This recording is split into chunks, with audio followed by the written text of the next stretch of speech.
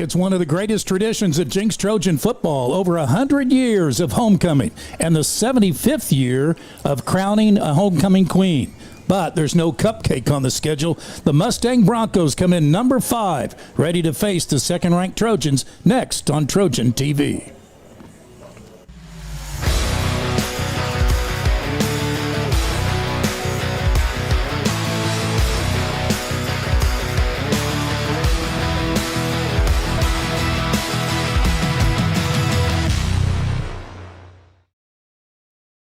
And hello again, Don King, along with the producer of Trojan TV, filling in for Eric Fox tonight. Mason Prince, we get set for what should be a good game because Mustang comes in. They're loaded 4-1 and 2-0 in the district. Just an absolutely loaded team. It starts with Jaden O'Neal at quarterback, the 4-star commit to Florida State. He was committed to OU at one point, moved to Mustang from California here, and he's got the Broncos looking right. He really does. And, of course, Lee Blankenship is their head coach.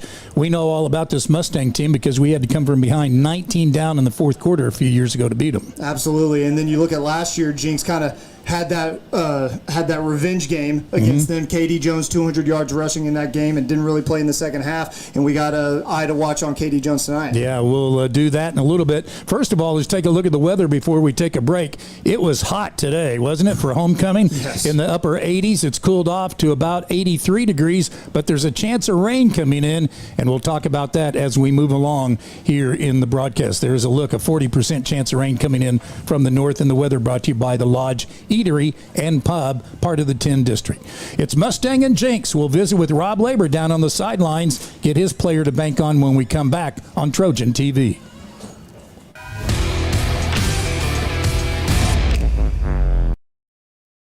Let me tell you about this new Pretzel Cheddar Club. Hey, I'm Carlos. And I'm Ebony. And a little thing we love about the Chick-fil-A Pretzel Cheddar Club is the tangy Dijon with the pretzel bun. When I add the Dijon mustard to this pretzel bun, it takes it to a whole nother level. It goes perfectly with the chicken and the cheddar cheese and the bacon. Man, you know how much you love bacon. And I love the different varieties. Grilled, spicy, original. It gets you nice and excited for fall. Real guests paid for their testimonials. When pain slows you down, even the simplest movements can feel out of reach. But you don't have to go through it alone. At Advanced Orthopedics of Oklahoma, we provide the results you want and the care you deserve. From diagnosis to recovery, our specialists offer advanced treatment and personalized care so you can heal and get back to what moves you. Because life keeps moving, and we'll keep you moving with it every step of the way. Advanced Orthopedics of Oklahoma. Heal, recover, advance. Hi, this is Matt McCoy, former Jenks Trojan. I'm a proud Trojan sponsor this fall. I'm excited for Coach Gaylor and the team.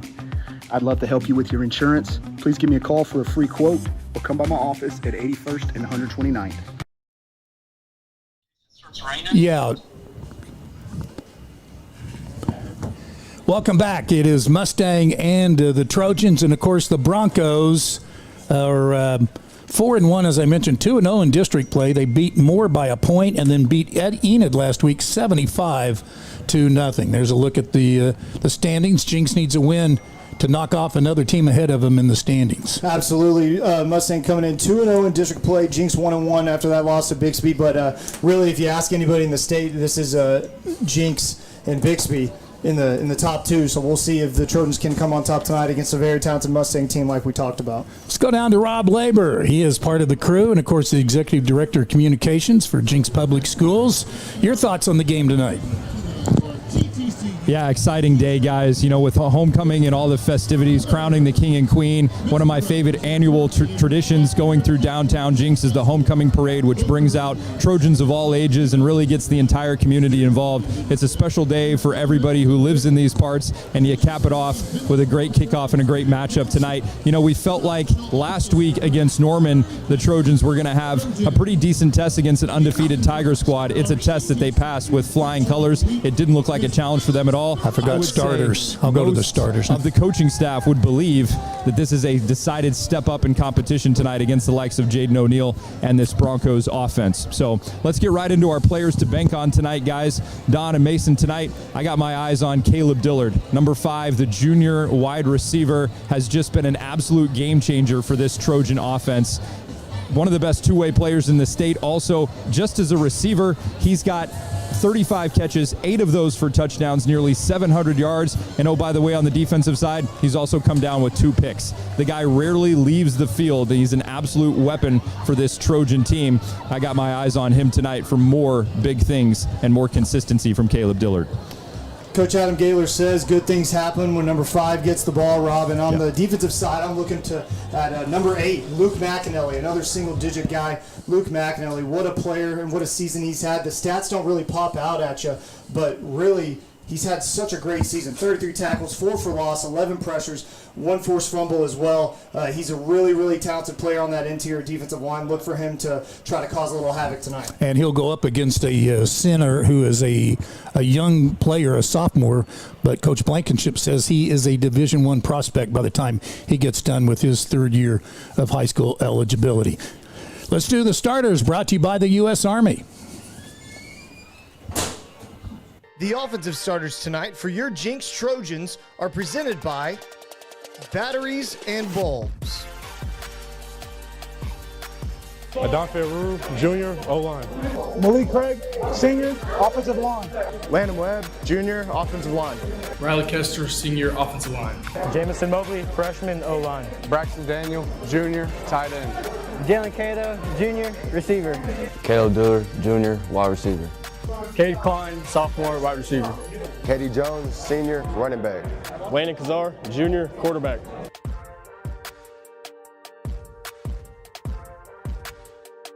The defensive starters tonight for your Jenks Trojans are presented by U.S. Army. Luke McAnally, Jr., defensive line. Brett Pangburn, senior, D-line. Orlando Williams, Jr., defensive end. Cade Klein, sophomore, outside linebacker. Carson Odom, sophomore, outside linebacker. Pierce Brand, Jr., inside linebacker. Clark Carricker, Jr., safety. Ace Gillum, senior, DB. Nashua Charleston, Jr. Caleb Dillard, Jr., safety. Lincoln Middlestat, senior, corner. Owen Mahan, Jr., kicker. Sam McCowan, Jr., long snapper.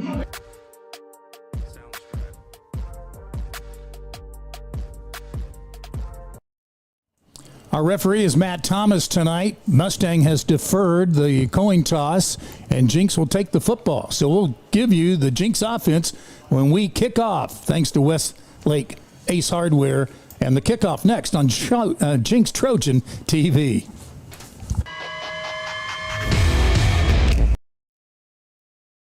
When pain slows you down, even the simplest movements can feel out of reach. But you don't have to go through it alone. At Advanced Orthopedics of Oklahoma, we provide the results you want and the care you deserve. From diagnosis to recovery, our specialists offer advanced treatment and personalized care so you can heal and get back to what moves you. Because life keeps moving, and we'll keep you moving with it every step of the way. Advanced Orthopedics of Oklahoma. Heal, recover, advance. When you've got to spend some time away, there's no better place for your best friend to stay than Woodland West Pet Resort. With 17,000 square feet of fun, you can both take a no-guilt vacation, relax, both of you, pick up a new skill, chow down on some well-deserved vacation food, make new friends, have a spa day, and finally, come home to your best friend. Woodland West Pet Resort. Sit, stay, and play. Located next to Woodland West Animal Hospital off Highway 75 in the Jenks exit. It's more than just a rivalry. It's tradition. It's pride. It's Jenks versus Bixby. Win or lose, we know this game just means more. At Mabry Bank, we stand behind both Trojans and Spartans and the families and businesses that make each of these communities great. No matter what colors you wear tonight, we are proud to be your hometown bank. Mabry Bank. You matter at Mabry.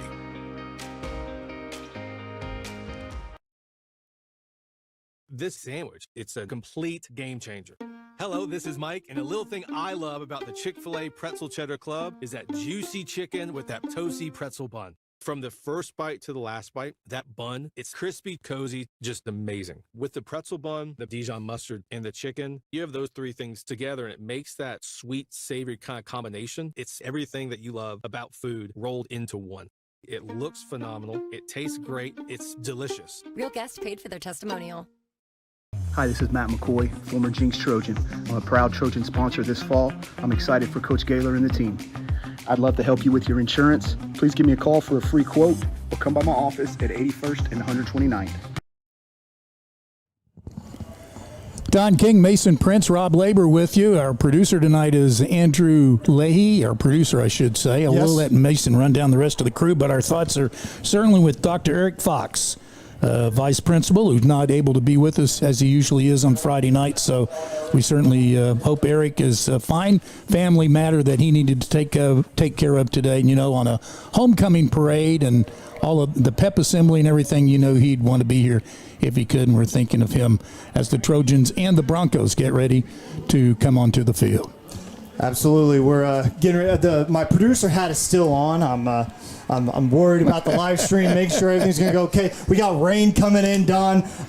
Poor Rob down there about to get rained on. But hopefully this rain holds off. But, man, what a great game we're going to have tonight. I'm really excited to be in the booth with you. Same here. I want to give thoughts and prayers to Dr. Fox as well.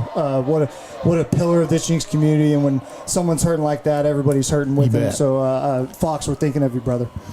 Mustang this year started their season ranked 5th. They beat UConn 44-20. They went to Broken Arrow, the only state-ranked team they've faced so far, and lost at BA 21-14. Went to Westmore and won 62-13 in their new stadium. Went to Moore and came from behind and won 36-35. And then last week at home beat Enid 75-0. So again, they're 4-1, ranked 5th, and 2-0 in district play. Bixby won last night, so they're 3-0 in district play. They won at Edmond North. Other games in the district tonight: Deer Creek 2-0 at Moore, who is 0-2. And Norman, who lost last week to Jenks 44-0, is 1-1 in district play, and they're at Enid tonight, who's 0-2. Your thoughts on the game last week in the 44-0 win at Norman? What an impressive showing by the Jenks defense. Really, the offense is going to pop out to you, 44 points, and a lot of the starters kind of took a break in the second half, but golly, that defense, after a walloping against Bixby, came out ready to fire, and Coach Gaylor luckily didn't fire himself. Kept calling the plays, and honestly, he's the best defensive mind in the state, in my opinion. So you play a team like Bixby, that's a really great football team. So to come out against a Norman team who, like we said, was ranked and undefeated at the time, to put on that showing, really, really impressive. I know you were excited to watch this Jaden O'Neal, the quarterback, 6'3", 215. Rob Labor, you are as well. A guy, as we mentioned, started as a commitment to OU, and then last decommitted. The next day, OU signed another 4-star quarterback, so Jaden O'Neal will now take his commitment to Florida State.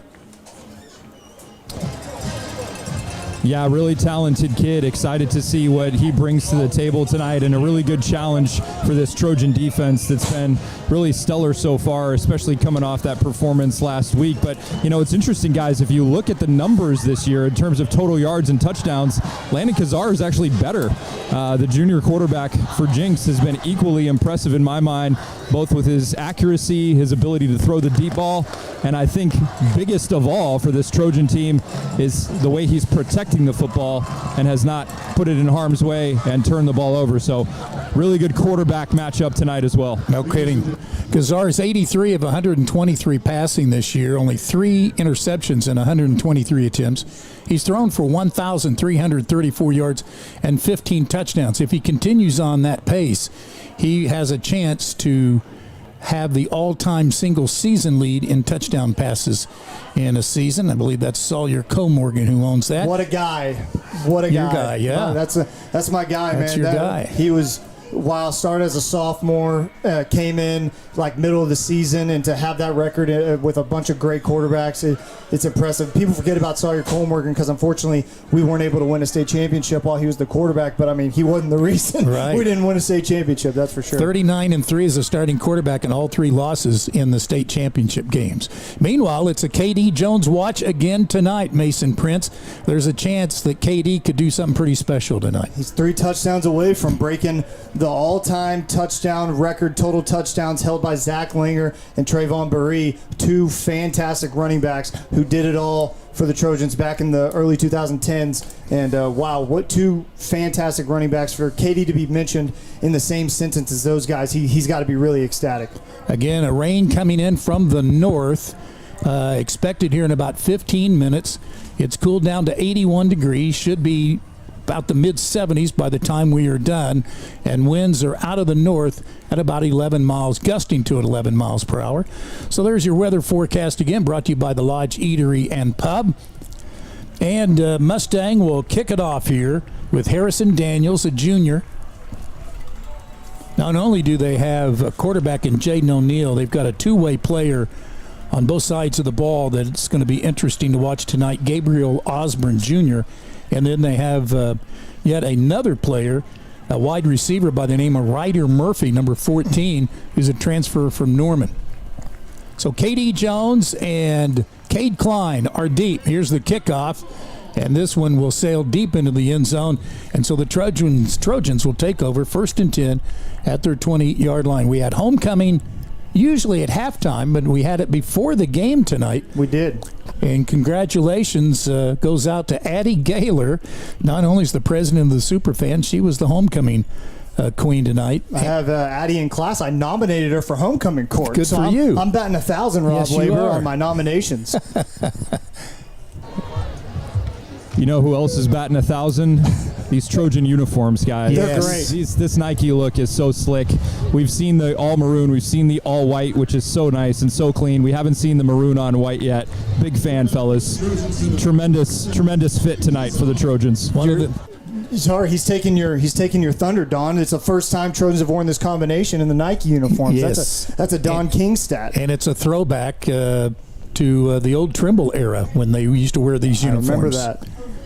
So Gazar out of an empty backfield flips it out for KD, and he'll get about 6 yards. Yeah, just trying to get KD in space there. That's probably going to be the recipe for a lot of the offensive play calling tonight. Trojans trying to go fast again. Now he sets up behind Gazar, and he gets his first carry. Gets to the second level and moves the chains up to the 34-yard line, a gain of 8. Just so hard to tackle. He bounces off that one tackle, makes a spin move, and gets 3 more yards. That's just great running.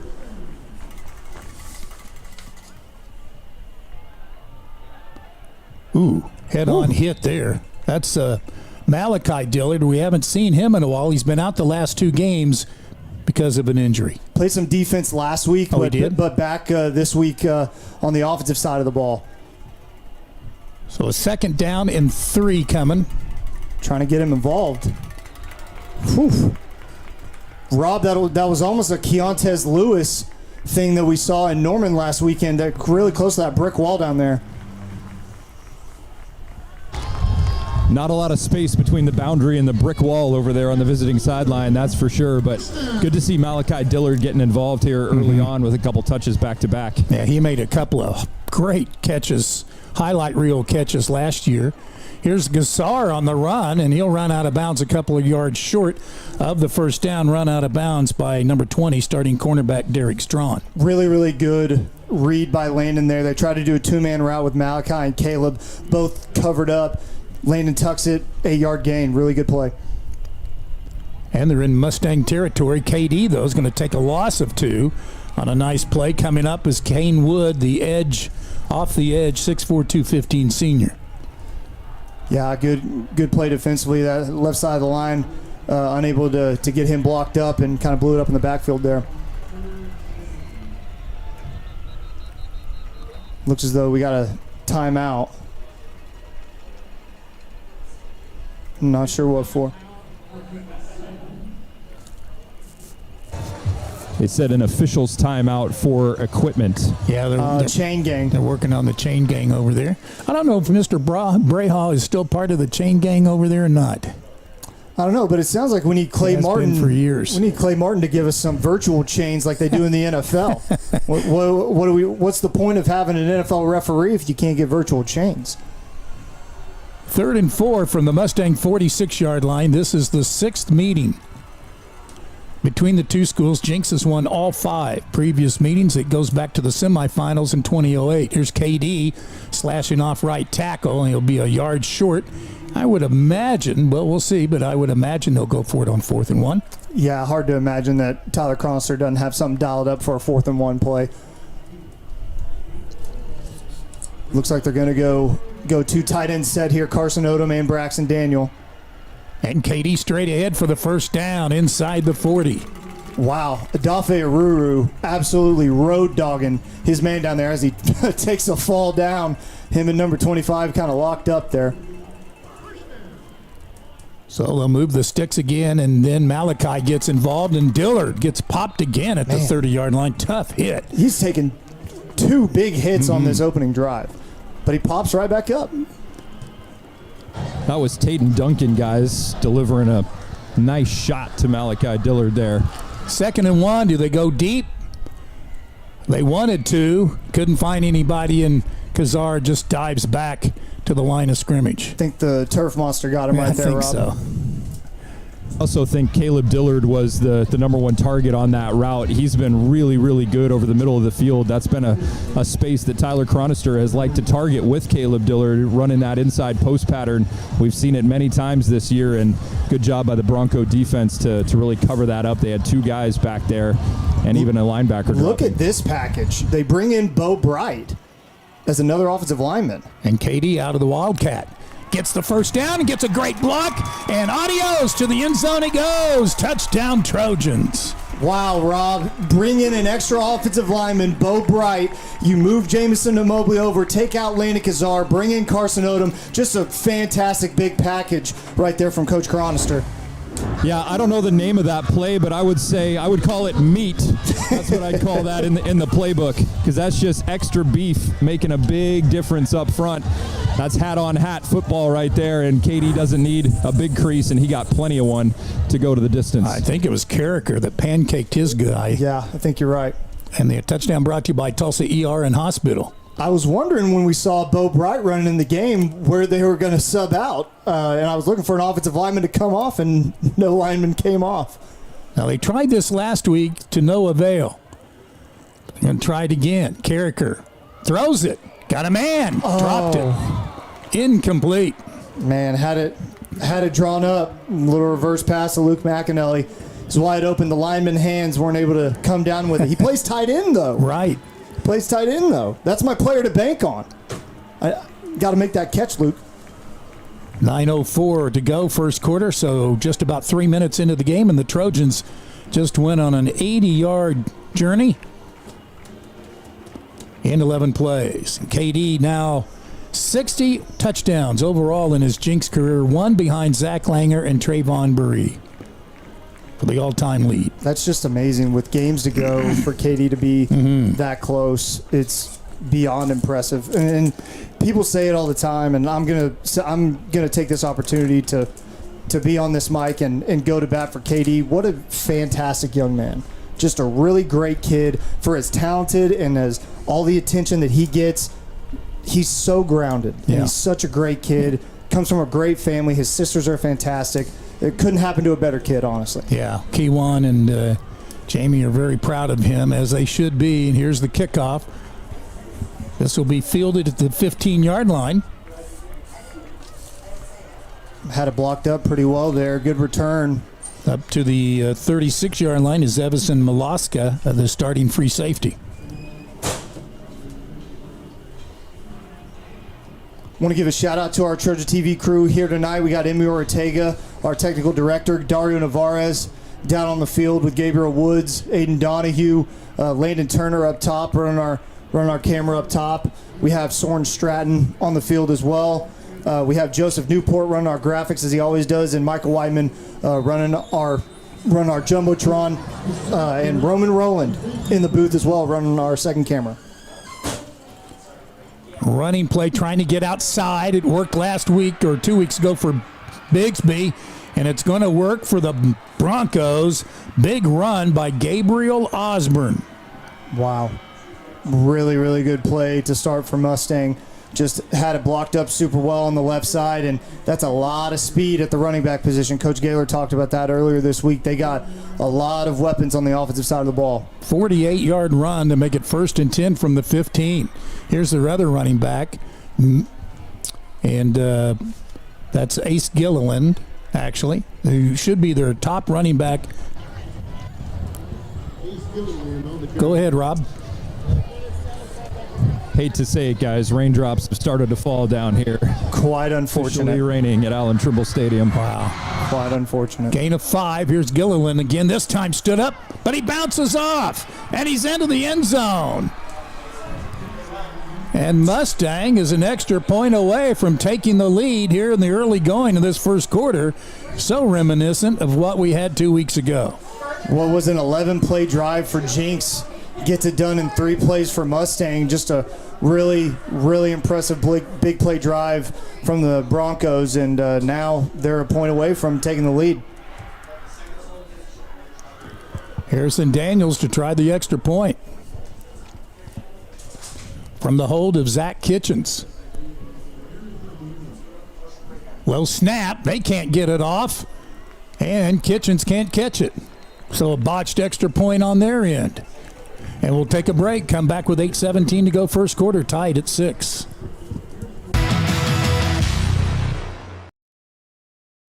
Come with us to the new Meteora location on 61st and Yale. If you haven't been to Meteora before, you are missing out. From the large portions to the great prices, this is really one of the best places to eat in Tulsa. Not to mention the incredible service you receive from each team member. So get to Meteora on 61st and Yale as soon as you can, and don't forget to try the churros. Hi, this is Matt McCoy, former Jenks Trojan. I'm a proud Trojan sponsor this fall. I'm excited for Coach Gaylor and the team. I'd love to help you with your insurance. Please give me a call for a free quote or come by my office at 81st and 129th.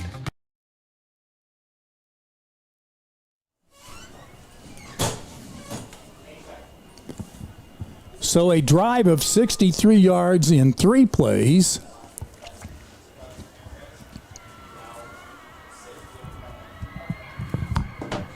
Gilliland with a 10-yard TD run, but they missed the extra point. They botched their 2-point. Oh, actually, it was a low snap. Rob, maybe famous last words, but I'm looking at the radar. Hopefully the rain's going to stop in about 20 minutes or so, so if you can hold on. Wasn't prepared for this. It's raining pretty good now. Yeah, it is. That's a big fail for a sideline reporter, not being prepared for all conditions. It is really coming down out here now, guys. You can tell by the slippery football that was just dropped by KD in the end zone. A good sideline reporter should always have a rain suit in the press box, right? Have to. Up here in the booth, man. We'll find you a spot to store it. Yeah, thank you for that note. Super helpful. It's easy for us to say up here. Yes, it is. When we're dry, you know. Yeah, your office is just across the street. Yeah. Yeah, you can make a quick jaunt over there. Oh, well, like you say, it'll be done in about 15 minutes. Yeah, hopefully. The cell is like so small. It came from Owasso, like straight south. Yeah. It's not very big at all. You can still see some sunlight on the west side. Here's KD looking for sunlight, and he'll bang his way across the 25 for a gain of 6. What makes KD so good, Mason? What do you like about his game? He's a very good combination of a patient back as well as an explosive back. He sees the hole, hits the hole, but he's not afraid to wait for it to open up. That's a kind of a rare thing you don't see a lot. Usually guys that are that explosive want to just hit the hole right now and go. Kazar, nothing upstairs, so he checks down, and KD slips down at the line of, actually a loss back to the original line of scrimmage. Yeah, the slipperiest time I learned in driver's ed, the slipperiest time when it starts raining is right when it starts raining. Yep. Back to the 21, 3rd and 9 coming up. By the way, KD is moving up the ranks in pass receptions as well. He's just passed DJ Wagner for 7th on the all-time list for receptions. It's pretty impressive. 3rd and 9, what can Kazar do with a wet football? Snap from Landon Webb. Might be an offsides. They didn't throw it. Caleb Dillard has his first catch of the night, and that's a first down. Good things happen when 2 and 5 get the ball. That's what Coach Gaylor always says, and they draw something up, a simple comeback route for Caleb Dillard, and he's right there. I'll keep wanting to call him Caleb Barnett. Yes. But he's obviously not. Barnett obviously doing well at Vanderbilt. They're having a good start to the season, although they got thumped by Alabama last week. KD for about 5. Again, this is the 6th game between the two schools that started back in 2008. First down, Trojans again. Really good, tough run there by Dillard, Caleb. His name's actually Caleb. Right. Goes by Caleb Dillard, and Malachi is just Malachi. At the 47, and that pass incomplete. Yeah, Kazar had a lot of room there. You would have liked to see him maybe pull that ball down, scramble a little bit. They had it blocked up for Cato, which is good to see Cato back out there, Rob. Cato knocked out of the game last week at Norman after getting hit on that would-be touchdown reception. He's got one of those Guardian caps on tonight. Yeah, exactly. That's what I was just going to say. Took a really big lick in the end zone there at the end of that Norman game, and a little extra protection on the dome never hurts. I believe this is Kazar, the quarterback.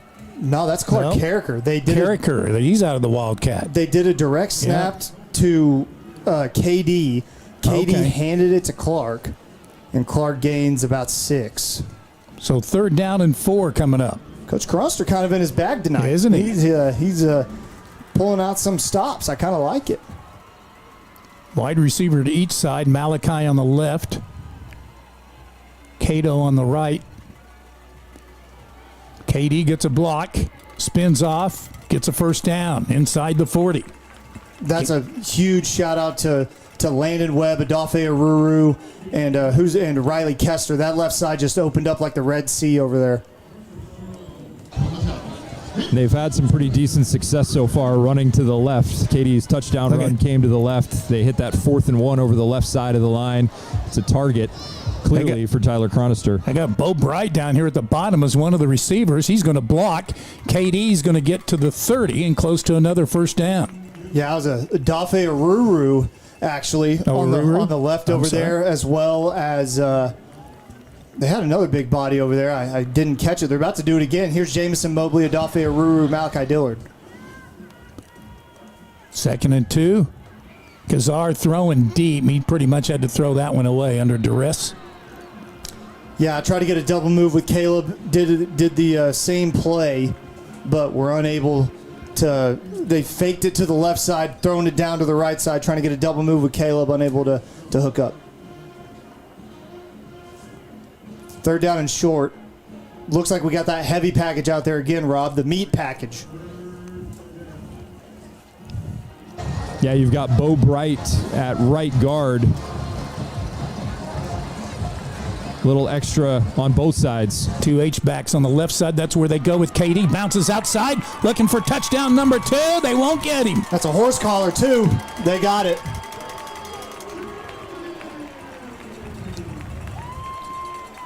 It's going to be another 15 yards maybe on the kickoff.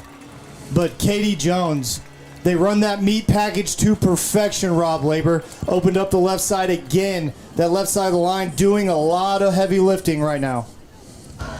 Same thing. When you find something that works, no reason to get away from it. When you've got that kind of blocking and that kind of talent carrying the football, it's a great combination, guys. And you've found lightning in a bottle twice here so far in this first quarter. Even better news, the rain has started to let up a little bit. Jenks is such a big play offense, Don, and to see them go on these 2 drives to kind of just methodically march down the field like that, that's impressive to me. Almost more impressive than the big plays. 2 80-yard drives, and Mahan now will try the extra point.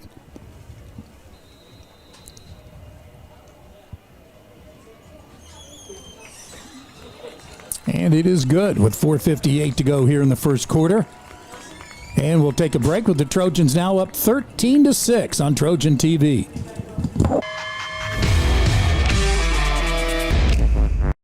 let me tell you about this new pretzel cheddar club.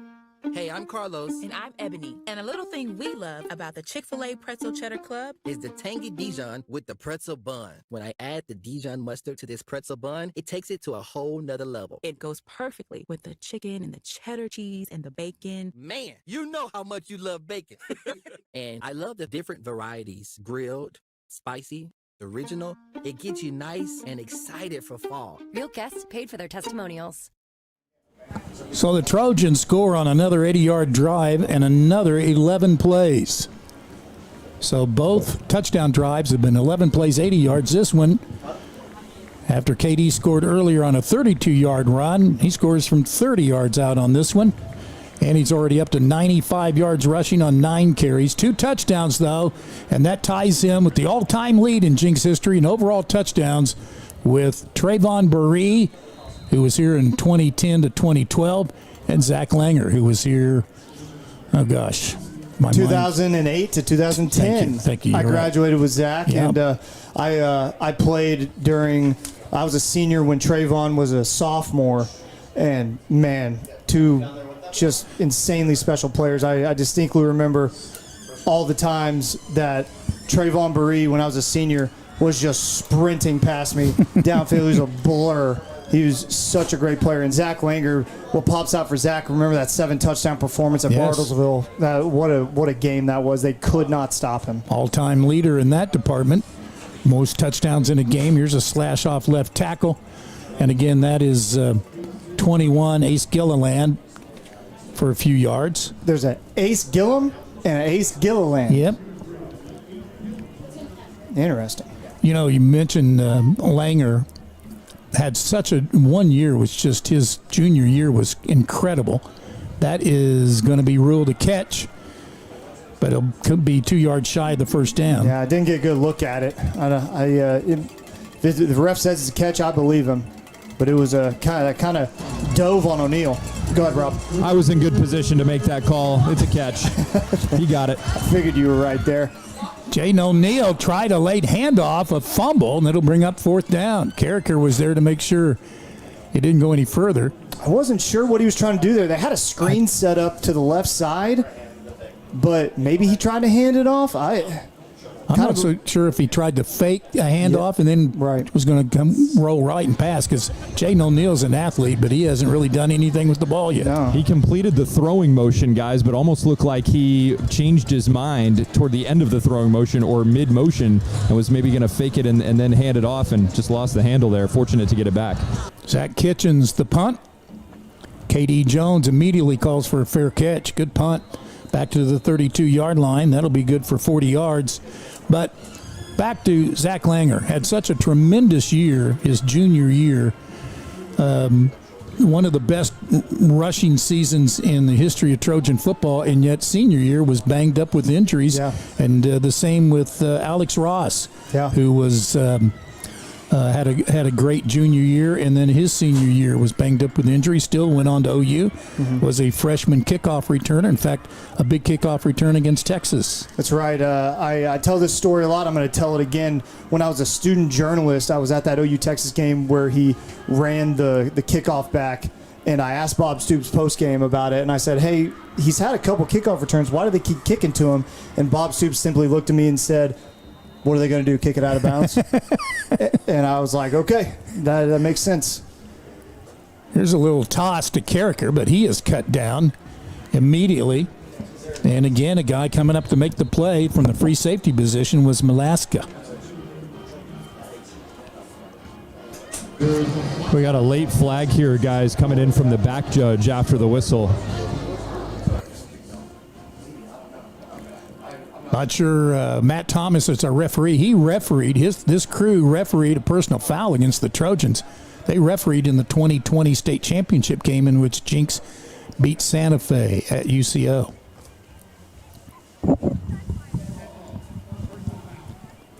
So a 15-yard penalty for a personal foul. Wipe out the pass to Carricker and make it 1st down and long. Just inside the 20 at the 19. We got a new wrinkle on Trojan TV tonight. We set up the play clock for you. The play clock you see on the scoreboard is accurate. So we got the play clock for you now. It'll be Look at counting you down. guys. We're trying, man. You're We're doing trying. a great job. We're trying. And, of course, the broadcast brought to you, as you see, by Advanced Orthopedics of Oklahoma. Kazar looks for this tunnel screen, finds Malachi, and Dillard gets up to the 25-yard line. That'll be gain of 6.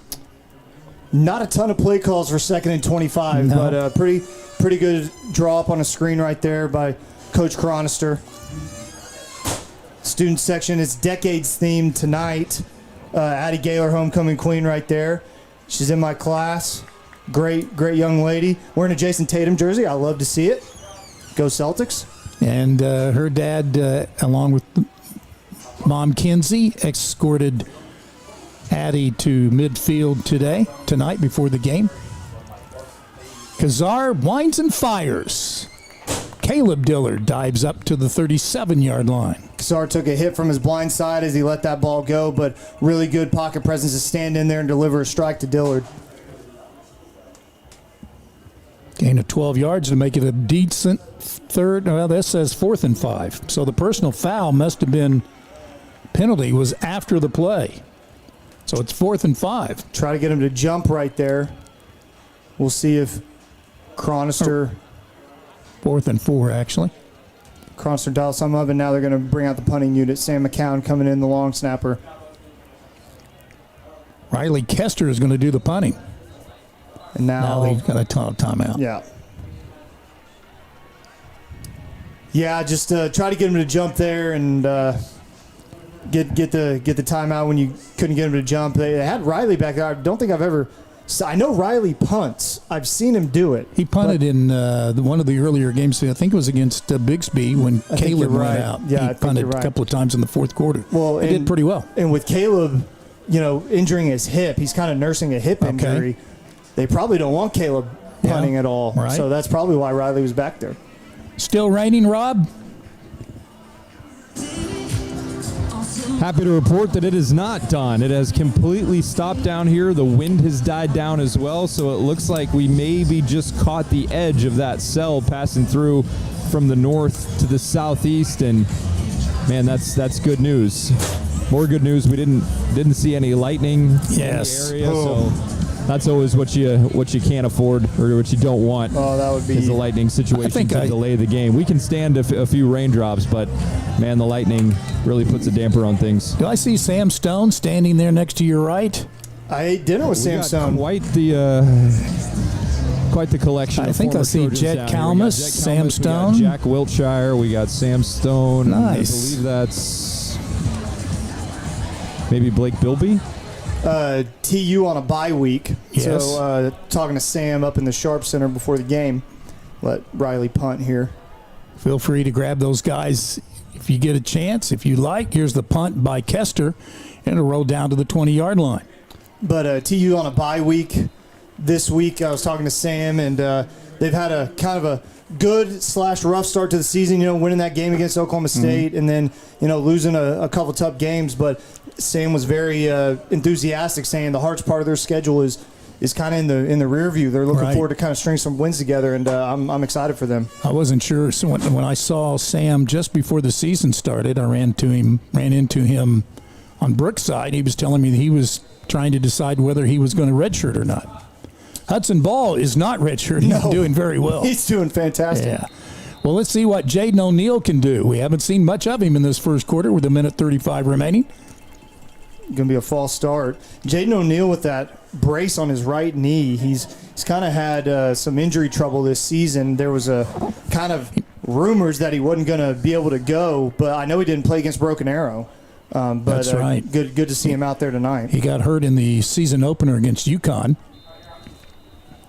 He is originally from California. Went to Harbor City, California. Look at this running play. Wow. Oh, fumble. Ace Gilliland coughs it up at the 25-yard line. Trojans are +4 on turnover ratio, but apparently Norman Mustang got it back. I don't know who made that tackle, Rob. Who laid the wood right there? Tough to see, tough to identify somebody because there was a couple at the point of attack. I think it was Nashua Charleston. So the ball's back to the 25, 2nd and 10. Carricker helps gum this up, along with Carson Odom, a sophomore who's one of the leading tacklers on the team, 5th on the team in tackles. Coach Gaylor raves about this linebacker unit. In practice, they may get kind of tired of hearing Coach Gaylor's coaching, but he has nothing but good things to say about this linebacker unit and the improvement they've made in such a short time. Well, it's a passing situation for O'Neal on 3rd and 7. Uh-oh. Oh, he wanted to throw the flag. Oh, from the back, we got one down. We're going to call it on Dillard. Well, it's interesting, guys, because that play was about 5 or 6 yards away from the side judge, who was just staring at it and did not pull the flag, and the back judge, the one to pull the trigger, who was probably 20, 25 yards away. Yeah. He was standing in the middle of the Trojan head when he threw it, Rob. That play happened at about the 30-yard line. I think it was Gillum that is guilty of the pass interference. So first down. And I don't think the chains were set. Don't think so either. Those guys should be in mid-season form running the chains up and down the field. It should be. If you're Coach Gaylor after the flags last week, I think the last thing you want to see right now is some flags. I bet he's going to talk to his guys about trying to lock in there. 24 penalties we had last week between the two schools. Norman and Jenks. There's a slip down and a gain of 1 or 2. You want to know how Coach Gaylor feels about penalties, go back on our YouTube channel, watch the Jenks Trojans coaches show from this past week. He was not happy with the penalties. Not necessarily involving the referees, just the fact that there was so many. Right. And I think a lot of them warranted. 2nd and 10 from the 43 with 20 seconds left here in the quarter. Oh, O'Neal goes down. Luke McAnally's all over him. Luke McAnally kind of runs a stunt to go down on the inside, and he had a free shot at Jaden O'Neal. And Luke McAnally, like I said pregame, the stats aren't going to jump out at you, but really plays a massive part on this defense. And right now, I think that's his first sack of the season for McAnally. So really good news for him. And the 9th sack of the season for the Trojans and a timeout. Or no, that's the end of the quarter. So after one period of play, Jenks has Mustang in a hole as we head to the second quarter, up 13-6 on Jenks Trojan TV. At Our Best Bank, we believe financial confidence should be within reach for everyone. That's why we're here to help you plan and achieve your goals at every step. Because everyone deserves a financial partner who cares. Our Best Bank, we believe. This sandwich, it's a complete game changer. Hello, this is Mike, and a little thing I love about the Chick-fil-A Pretzel Cheddar Club is that juicy chicken with that toasty pretzel bun. From the first bite to the last bite, that bun, it's crispy, cozy, just amazing. With the pretzel bun, the Dijon mustard, and the chicken, you have those three things together, and it makes that sweet, savory kind of combination. It's everything that you love about food rolled into one. It looks phenomenal. It tastes great. It's delicious. Real guest paid for their testimonial. Our pets are more than just pets. They're our people, our family. And when they get sick, we want them to be cared for like family. At Woodland West, pet care is personal. We care for your animals the same way we care for our own. As the most comprehensive facility in the Tulsa area for everything from diagnostics to treatment, you can trust that our team of compassionate veterinary experts are delivering the care your animal deserves. Your pet is always there for you. Let us be there to keep them in good health. Woodland West Animal Hospital. Bomb Squad getting us set for the second quarter. Here are the stats after one period of play. By the way, when the Trojans lead after the first quarter in the last 37 seasons, 307-13. Wow. That's pretty impressive. Here are your stats after the first quarter. First downs 9-2 Jenks rushing. Jenks has, let's give you that, 25 total plays, 181 yards. And Mustang, 5 plays, 84 yards. Jenks 116 rushing, Mustang 79. But the Broncos face 3rd down and 17 from their own 36-yard line. Really cool to see the cheerleaders and the Palm Squad. They did such a good job of the pep rally today. The cheerleaders weren't able to do their full routine like normal because the padding wasn't out because the homecoming court was out there. Okay. So they kind of had to adjust on the fly a little bit, and they did a really, really good job. Nice. The Spirit Squad's always pristine at Jenks High School.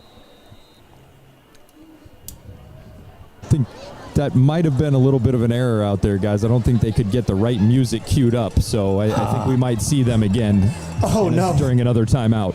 Here's a pass up to the 50-yard line, well short of the first down, looking for Jaden Johnson. But we'll see. They might indeed want to go for it here on 4th and 3 at midfield. Moore, after taking a walloping against Bixby last week, up 7-3 on Deer Creek in the first quarter. That would be an upset.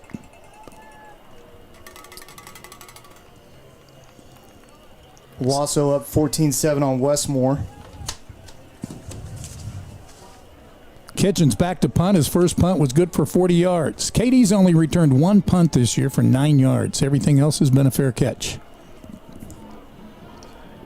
Jenks wants a false start, and they're not going to get it. Coach Gaylor's furious, and I agree with him. Yeah, 12 took a step forward and then took a step back. Wow.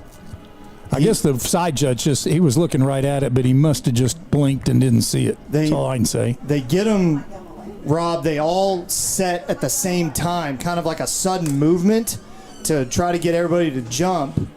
But I think the wide guy maybe moved a little bit more than Coach Gaylor liked. Yeah, Coach Gaylor's having a continuing conversation with the official on this sideline down here. It's calm. It's pleasant. I was about to say, it's cordial. Whatever was just discussed, Gaylor liked the answer. He kind of nodded in agreement there. So. Well, you know these guys are pretty good at recognizing those flinches, so... Oh, yeah. Might have just been one that they flat out missed right there. Calvin Mann, Gary Caleb, who is Brad and the late Bryant Caleb's cousin, and Carson Maple are part of this crew for Matt Thomas. 1st and 10 for the Trojans at their own 15, leading 13-6. Katie Jones has scored 2 touchdowns on runs of 32 and 30 yards. He's tied Trayvon Barree and Zach Langer for the most touchdowns in Jenks history, and he's off again. And 10 yards. Move the sticks. Zach Langer, if you're watching tonight, brother, you're still my GOAT. Still my GOAT, Zach. Played at University of Tulsa. Played a game in Norman. Had a touchdown in Norman, I'm pretty sure. Yes. Well, Katie tried to spin back and couldn't do it, and so that'll be a loss of a few yards. Landon Webb gives up a little late, center. Yeah, I think Landon kind of slipped under himself and kind of walking a little gingerly. I saw that at the same time you did, Don.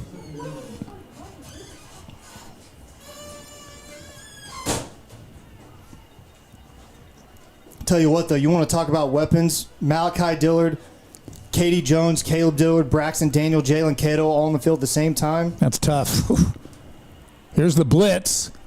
Kazar runs away from it and then tosses out to KD, who is a yard shy of the first down. I mean, going to be a little short, but how do you stop that? Right. Landon Kazar steps up in the pocket, a great move forward, going with the meat package again here, Rob, as they stop the clock to... Looks like we got a flag down over there on the far side out of bounds. They were bringing in that heavy package, like you said, Mason. And this one actually means Landon Kazar's over here on the sidelines. Jogged him off the field. If there's no penalty, well, now they... So the referee was having discussions with KD while he was over there. So I assume the offsetting on sportsmanlikes were between KD and somebody else. Rob, I don't know if you had a better look at it. No, all the way on the other side of the field there, I saw KD go out of bounds. Didn't see anything else, but sets up a 3rd and short, guys. KD and Carricker in the backfield. KD looking for a hole, gets outside, gets a first down and more. To the 40. Can he outrace him? No, he'll step out of bounds, but a nice run for KD, who's well over 100 yards rushing now in this first half. Remember, last year in just the first half. He had 3 touchdowns and 208 yards rushing, a career high. He eclipsed that last week with 212. As you look at the replay here, as we were back to action quickly, I'll let this play in as Malachi Dillard goes out of bounds. But the vision from KD right there to bounce it outside when it's all gummed up in the middle, to bounce it outside and nobody's there and break off another huge run that he's known for, just highly, highly impressive. So Caleb Dillard on the last catch makes it 2nd down and about 4. And here's KD inside the 10-yard line. Let's keep an eye on this. I asked Coach Chronister today, is there a plan to get KD Jones 3 touchdowns tonight? And he said, God, I hope so.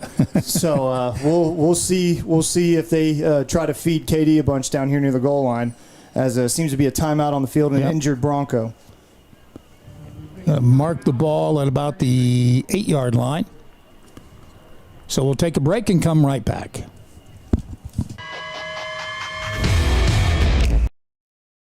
At Our Best Bank, we believe financial confidence should be within reach for everyone. That's why we're here to help you plan and achieve your goals at every step.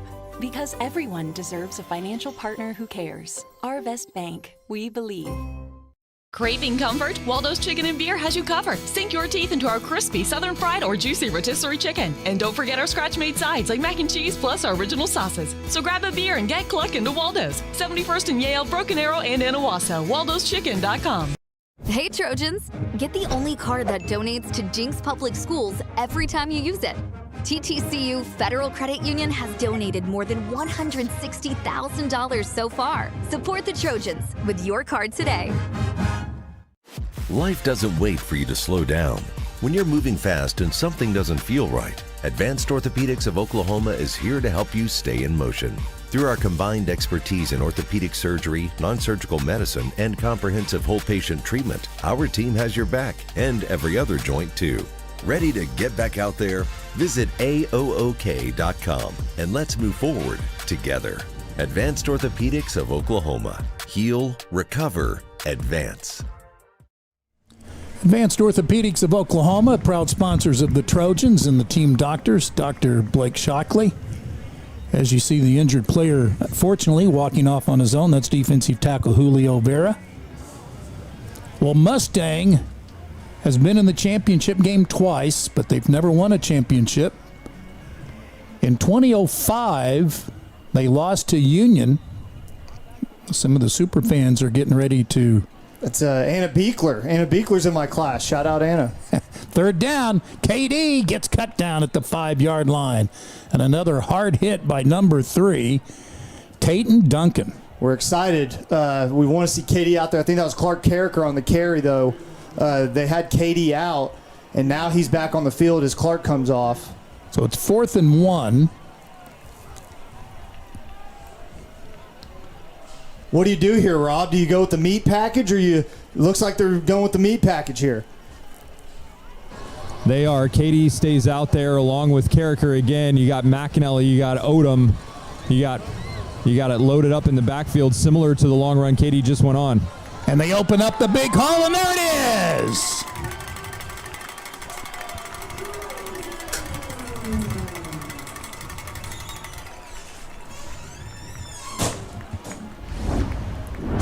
Left side of that line, Mason, has been money all night long for that Jenks offense. Those guys are getting a tremendous push up front. They're just gonna keep going to the left. Just keep doing it as much as you can. And what a way to break the record. KD Jones, one of the greatest running backs in Jenks history, does it. So it's 7:43 on Friday night, October 10th. KD Jones, Batman, is the all-time leader in Jenks Trojan history with 62 career touchdowns, and the Trojans now improve their margin of victory to 19-6. Make it 20-6.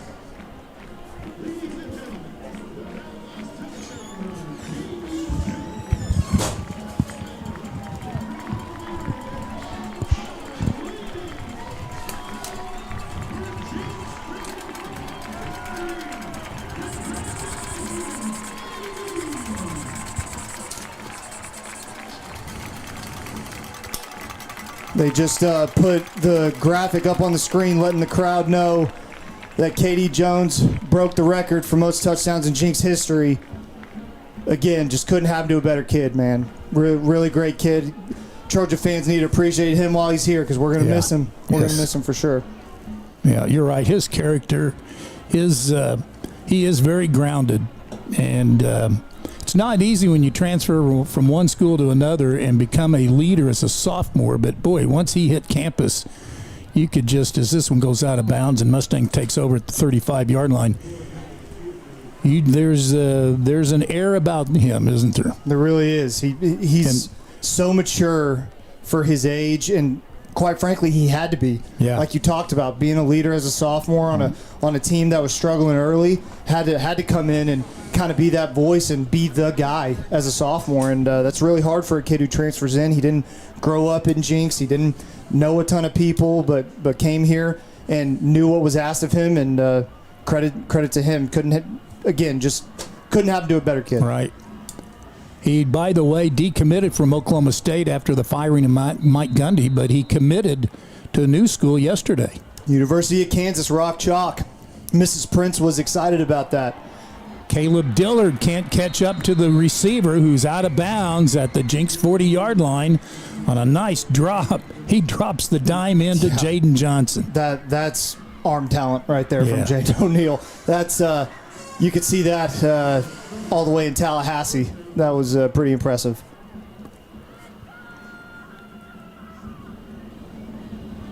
Gain of 30 yards. He wants more. Really good. Incomplete. Really good play by Nashua Charleston, and now he's holding his knees down. Oh, that's not good.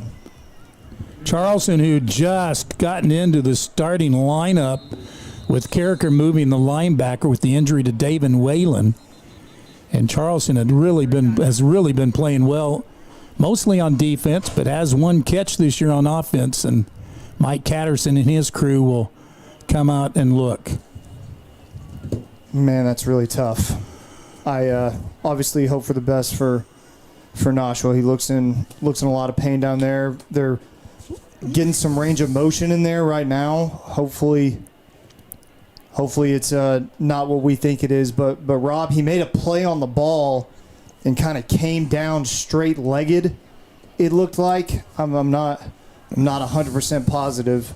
Maybe we had the replay or not. Yeah, he's walking off right now. Good to see him up on his feet so quickly and definitely limping that right leg, but good to see him be able to walk off under his own power. That's a good sign. Nosh is another kid in my class who is just an outstanding young man, a really great basketball player as well.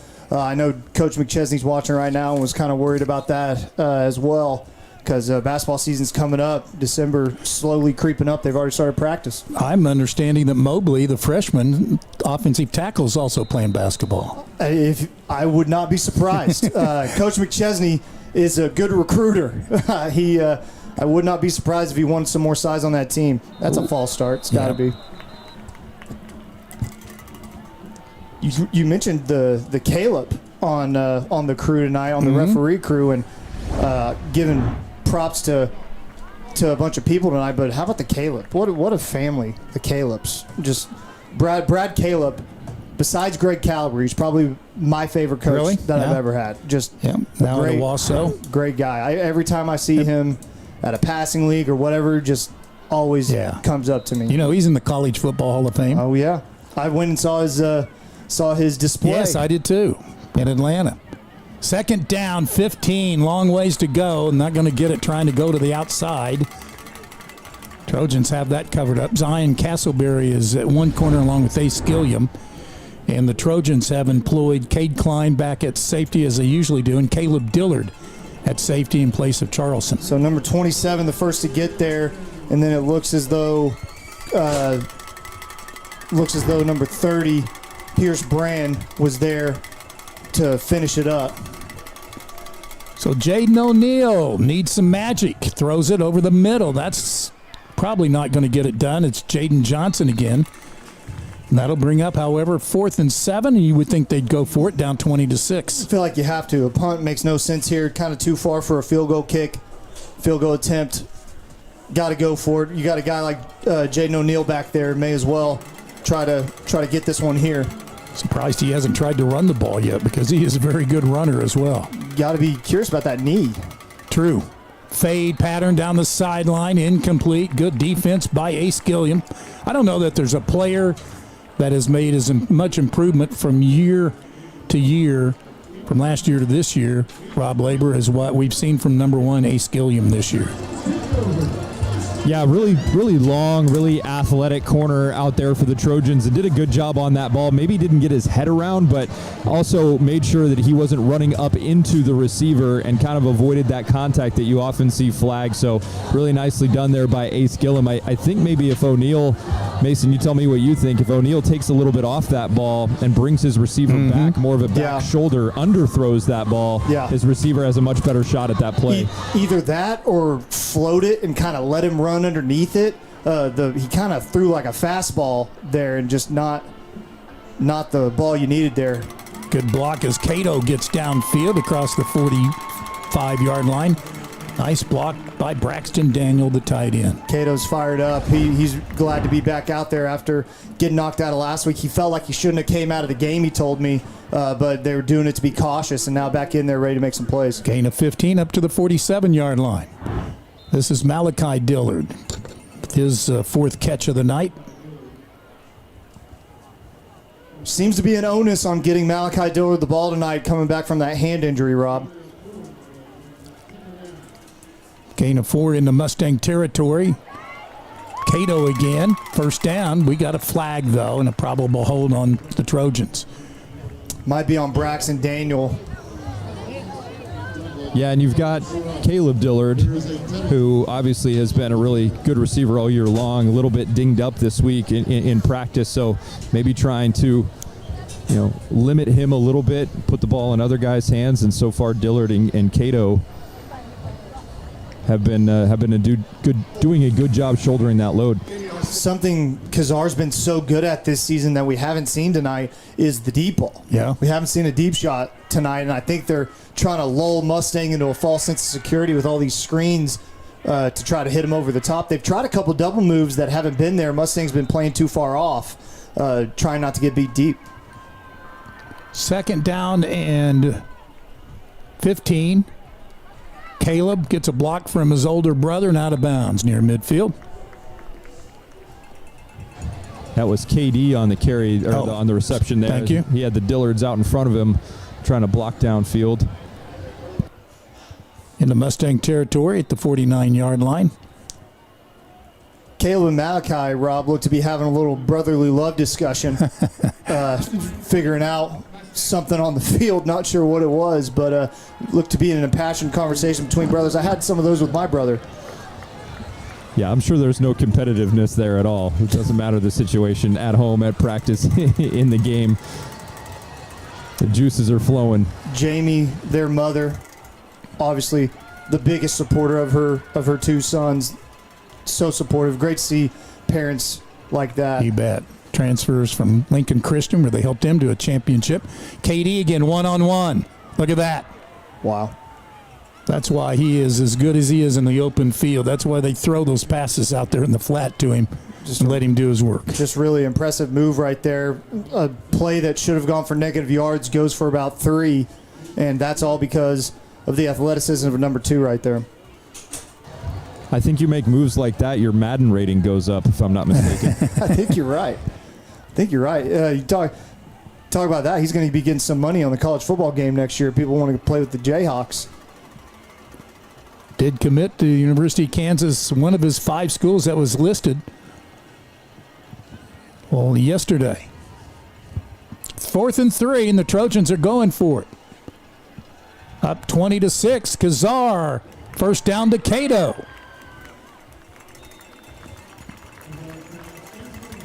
Trojans have been very good on going for it on 4th down this year. 2 for 2 tonight, 6 of 9 on their 7 of 10 on the season. Yeah, if you're Mustang there, you do everything right to not get beat over the top, and then you have guys like Jalen Cato who just run great routes. Now they want to throw deep. Oh, and he mistimed his jump. Caleb Dillard, he doesn't look to be 100%. You say he tweaked his hip earlier this week. Yeah, he's definitely not 100%. He got hurt at the end of the Norman game last week. Kind of battled through practice. They weren't sure that he was going to be able to go this week, but he's giving it a go as best as he can. And you're right, Don. He doesn't look 100%, doesn't look his normal self. Came into the game, 34 catches, nearly 700 yards, and 8 touchdowns. I think he was also trying to throw himself into the safety there. That was Keewan Kearney, the Mustang defensive back, just to try to maybe draw a flag and get some contact to no avail.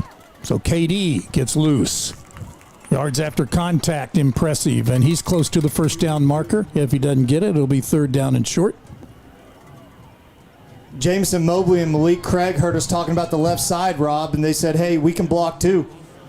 Yeah, and man, some pad popping hits down here. That's Evanson Malaska for the Mustang defense. He can lay the wood. It is a first down. Yeah, they do have some guys that can bring it. KD wants a breather. Yeah, KD got kind of slung down at the end there, a little extra. Not anything dirty, but I think some momentum kind of carried him down for a second wallop on the ground, and I think he kind of felt that one.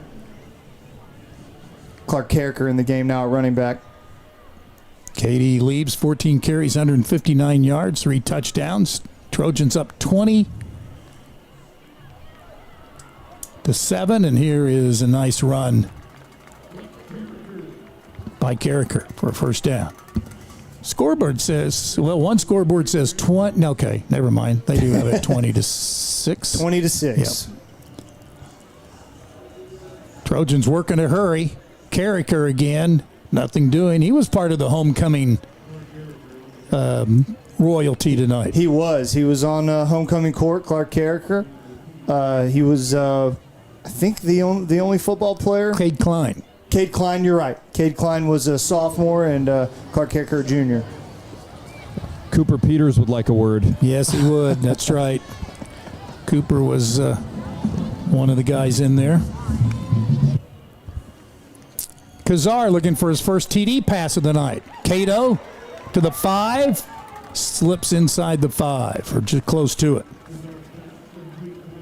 Really good catch by Cato, making something out of nothing. Go ahead, Rob. Well, we talked about Malaska, who has come up and hit KD pretty hard from that safety position. He came up there, tried to pop Cato, but failed to wrap up, and a great job of just balance and strength by Cato. He bounced right off that tackle and was able to pick up a couple extra.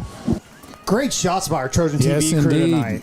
I, as the producer, I just want everybody to know everything you're seeing right now is a Jenks High School student. The graphics, the cameras, the technical directing, all of that. Student run. Not a lot of places in the state can say that. True.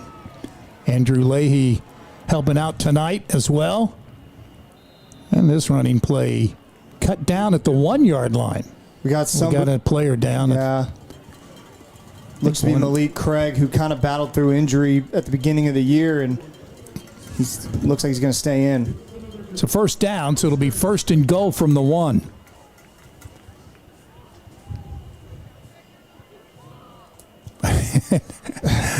For some reason, they weren't rolling the clock. Yeah. Coach Gaylor's going to let you know. Yep.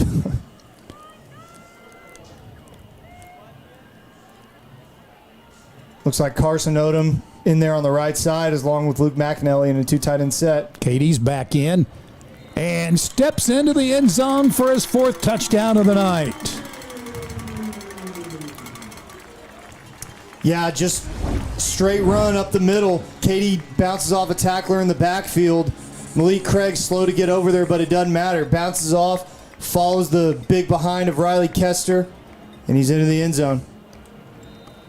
33 is Carson Odom, who primarily on defense comes into this game as the 5th leading tackler, but they've been using him at tight end, H-back. He's just a sophomore, and another sophomore, Cade Klein, is their 3rd leading tackler on the team. Great youth on this Jenks defense, especially in the linebacker unit. Going to be good for a couple years. So the extra point's good, 27-6 with 3:02 to go before halftime. Don King along with Mason Prince for Dr. Eric Fox and Rob Labor.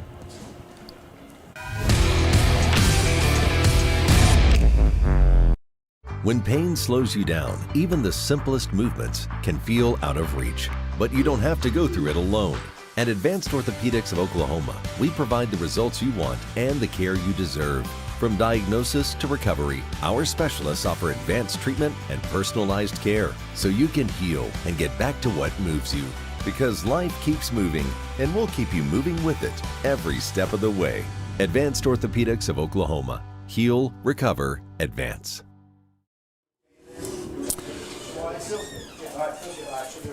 So a 68-yard drive in 13 plays. The Trojans have scored in 4 of the 5 possessions they've had. Meanwhile, for Mustang, they scored quickly in 3 plays, but after that, really haven't done much. No, they haven't. A little trickeration here. Wow. Woo! Nice open field tackle by the Trojans. And that's Zane Seeger. I didn't know you could hurdle in high school, Rob. I thought that was illegal. Looked cool. Apparently the refs thought it looked cool too because he just did it. You see the replay right there. Just a really impressive play. I mean, I'm not mad at it. I don't think it should be a penalty, but if it is, call it. I don't think it should ever be a penalty at any level. If you have the sheer athleticism to hurdle another human being and do it while people are actively trying to take your head off, man, you got to be allowed to do that. Completely agree. That's Gabriel Osborne Jr., who is a transfer from Putnam City and is a two-way player. He has several D1 offers, and really impressed with him moving in, and Coach Lee Blankenship can't say enough good things about Osborne and about O'Neill, 2 guys that have transferred in, really taken ownership, leadership of this program. Going to be a personal foul on Jenks, I guess, after the play. Going to give him 15 more yards. Going to be set up at midfield. Coach Gaylor not happy about that one. Coach Gaylor wasn't mad at the official. He's mad at his team for whatever they just did. So the ball's up to midfield. There's Gilliland at the end. A good open field tackle by Ace Gilliam. I feel like this Mustang offensive line is blocking pretty well tonight, giving the running back some holes, but shout out to the Jenks defense tackling a lot better than it was during the Bixby game. 2nd and 6. Pass out to Jaden Johnson, and he's got a first down. Fumbled the football, but apparently it's out of bounds. Got kicked out of bounds there by number 11. Well, that was really close, guys. He did have a foot on the white paint right before that ball came loose. He actually fumbled it back in bounds. Yeah. But clearly had stepped out before losing the football. Yeah, our camera didn't quite have his foot, but saw the fumble. It's a great play. Nice play here. I believe that's Pierce Brand. I think it might have been Clark Carricker. Carricker rolls up his uniform. It's hard to see sometimes. And the first carry of the night for Gerald Aka-Minza. Clark Carricker moving down to linebacker that he did a couple weeks ago and proving Adam Gaylor right. Minza looking for something down the middle and gets wrestled down at the 28. And good news for the Trojans that Naz Charleston is back out there at his safety position, guys, after suffering that knee injury. So good to see him back on the field. Man, talk about fantastic news. Mustang trying to do something here in the final minute and a half of the first half, trailing the Trojans 27-6. First half feels like it's flown by. It does, and it always feels that way when you're scoring points. Fair enough. Timeout called, I think, by Mustang. Again, this is the 6th meeting between the two. Last season, the Trojans won at Mustang 45-13. Their first meeting was 2008 in a semifinal at Broken Arrow. Trojans trailed in that game, came back to win at 35-20. In 2019 at Mustang in a quarterfinal game, Justin Murphy, Steven Kittleman went to work and beat them 55-28. Semifinal at Putnam City, the Trojans won 17-10. That's a game where they were without their top 2 running backs, and Jet Turner, a sophomore, had to come in and run for over 100 yards, score a touchdown or 2, and they beat Mustang 17-10 in 21, and then in 22 at Mustang in a quarterfinal game. You'll remember this one, Mason. Down 19 in the start the fourth quarter, came back and won 34-31. Yeah, really, really good comeback win there. Mustang, a team that's really been on the rise the last few years, and they've got a ton of talent, a lot of influx of talent, especially this year. I didn't know you sent it out earlier in the week, but they're a bigger school district than Jenks now. Yeah. I had no idea. It's kind of impressive for a West Side school. Yes, it is. Well, and that old argument of the schools are bigger in the Tulsa area doesn't hold now, because Mustang's the third largest school in the state behind Union, who's number 2, and BA, who's number 1. O'Neal, hands off, nothing doing. Look at that pursuit by Orlando Williams. Just completely ate up in the backfield. A lot of gang tackling. Clark Carricker, Pierce Brand back there, Carson Odom on the backfield. But it was Orlando Williams who finishes the play as we watch the Matt McCoy instant replay right here. First met there by Cade Klein, and then Orlando Williams and Clark Carricker seem to finish the job. I don't know what you guys are seeing up there. Clark Carricker is having himself a night. I mean, his run fits have been spectacular. His ability to read and react has been really, really strong. Play action. O'Neal throwing. He's got a man open. Overthrown. Wow. Man. Looking for Ryder Murphy, who hasn't caught a pass yet. Had him wide open, just unable to hit him. O'Neal kind of sails it, but Jenks looked like a busted coverage, Rob, and had a shot over there behind the corner. I believe that's what Adam Gaylor is calmly conveying to his defensive backs. Hey guys, that was a blown coverage. Did you notice that? Yeah, seems. So Middlestead and Cade Klein back there, and definitely had a receiver behind him. And if O'Neal is able to deliver that ball accurately, it's an easy walk-in touchdown. Poof. So the Trojans dodge a bullet with 41 seconds left. We'll see if they just take a knee or if they want to do something here. Yeah, we'll see what you do here. Katie kind of flinched right there. Throw out to, I believe that's Caleb Dillard, and he'll pick up 5 or 6. Chronister signaling in some no-huddle offense on the sideline. Coach Willie Ponder signaling to his receivers. And now a flag false start on the Trojans. By the way, speaking of enrollment and how big Mustang has grown, 30 years ago, they were the 20th largest school in the state. Oh, wow. With an enrollment of 1,568. Now they're number 3 at 3,725, so they've more than doubled their enrollment in the last 30 years. That's how much that district has grown. It's amazing. It just goes to show how quickly the Oklahoma City area continues to grow. 2nd and 10 from the 30-yard line. KD down the middle.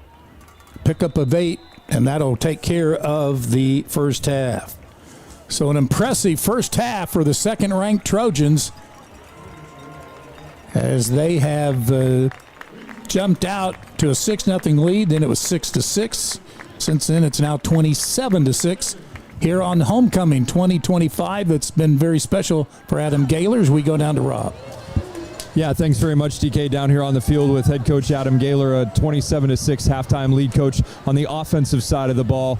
Seems like you found something with the physicality of your run game. What have you liked the most about what your offense has been able to put together? We challenged them this week. Like, that was going to be the difference in the game. If we could run the football and we could control the line of scrimmage on defense, we're going to win the football game. They've done that so far in the first half. KD, give him a crease, and he's downhill. I mean, he's not dodging, getting out of the way of tackles. He's running through tackles. 4 touchdowns for KD in the first half. He's now the all-time leader in Jenks history in touchdowns. What's your reaction to that record? That's pretty cool because you look at the names on that list. There's some pretty impressive football players on that list. So happy for KD. Again, it's kind of like when he broke his dad's record or passed his dad in rushing yards. It'll be a great memory as long as we win. And quickly, defensively, you've got a really highly recruited quarterback on that side. What have you liked about the way your guys have adjusted after that first touchdown drive? Yeah, and really, we fall off the tackle on the first long run. They give us a new formation and put the Osborne kid in the backfield. And then again, on the touchdown, missed tackle. So, we keep learning, from it. And, the guys got over here. We regrouped staff. We made some adjustments. And,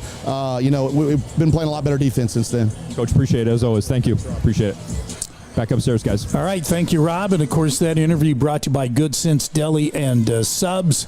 As we continue with Jenks Trojan TV with Rob Labor, Mason Prince, I'm Don King. And, of course, our thoughts are with Dr. Eric Fox, not with us tonight on Homecoming 2025. But the Trojans are showing up 27-6 as Trojan TV is brought to you by Advanced Orthopedics of Oklahoma.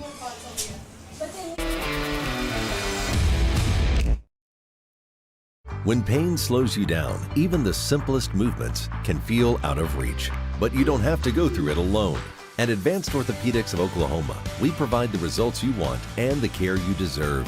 From diagnosis to recovery, our specialists offer advanced treatment and personalized care so you can heal and get back to what moves you. Because life keeps moving, and we'll keep you moving with it every step of the way. Advanced Orthopedics of Oklahoma. Heal, recover, advance. At Our Best Bank, we believe financial confidence should be within reach for everyone. That's why we're here to help you plan and achieve your goals at every step. Because everyone deserves a financial partner who cares. Our Best Bank, we believe. Let me tell you about this new Pretzel Cheddar Club. Hey, I'm Carlos. And I'm Ebony. And a little thing we love about the Chick-fil-A Pretzel Cheddar Club is the tangy Dijon with the pretzel bun. When I add the Dijon mustard to this pretzel bun, it takes it to a whole nother level. It goes perfectly with the chicken and the cheddar cheese and the bacon. Man, you know how much you love bacon. And I love the different varieties. Grilled, spicy, original. It gets you nice and excited for fall. Real guests paid for their testimonials. It's more than just a rivalry. It's tradition. It's pride. It's Jenks versus Bixby. Win or lose, we know this game just means more. At Mabry Bank, we stand behind both Trojans and Spartans and the families and businesses that make each of these communities great. No matter what colors you wear tonight, we are proud to be your hometown bank. Mabry Bank. You matter at Mabry. Hi, this is Matt McCoy, former Jenks Trojan. I'm a proud Trojan sponsor this fall. I'm excited for Coach Gaylor and the team. I'd love to help you with your insurance. Please give me a call for a free quote or come by my office at 81st and 129th. Come with us to the new Meteora location on 61st and Yale. If you haven't been to Meteora before, you are missing out. From the large portions to the great prices, this is really one of the best places to eat in Tulsa. Not to mention the incredible service you receive from each team member. So get to Meteora on 61st and Yale as soon as you can, and don't forget to try the churros. Amelia Cannon, Kylie Campbell, and Braxton Walensky. Additional production staff includes Robert Saladen, Harold Chambers, Brett Kuhn, Peter Beckhart, and Justin Shelton.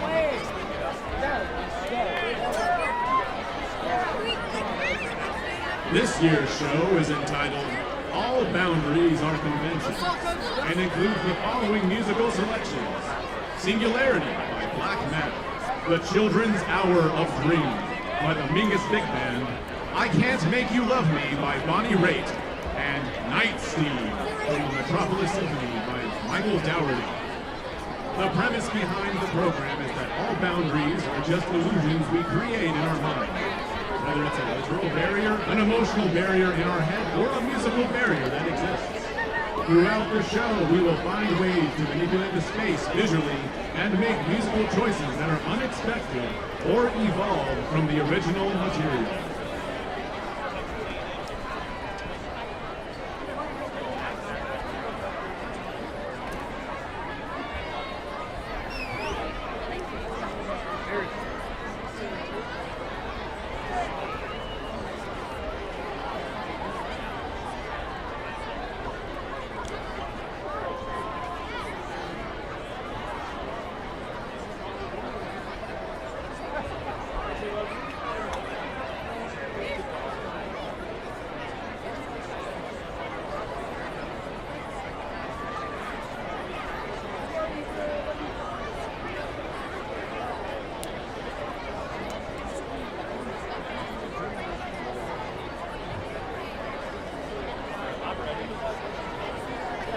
And now, for your halftime entertainment, drum majors Diana Arguello, Cooper Knox, Emily Taylor, and Molly Trout, and the Jenks Trojan Pride.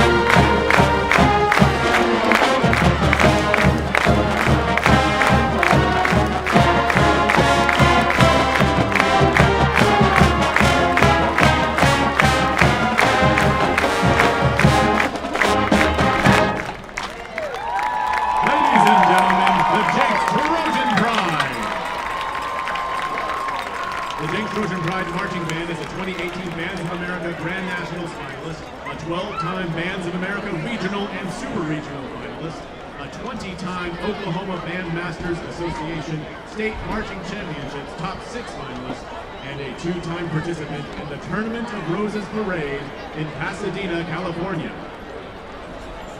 Tonight's Trojan Pride halftime performance has been sponsored by Horizons Stewardship, Pence Law Firm, Sawyer Manufacturing, Ron Henderson, Allstate, the United States Marines, Brent Hagar, State Farm, Status AV Audio and Video, and Action Spring Company. To find out how you or your business can help support the Trojan Pride, visit our website at www.jenksband.com.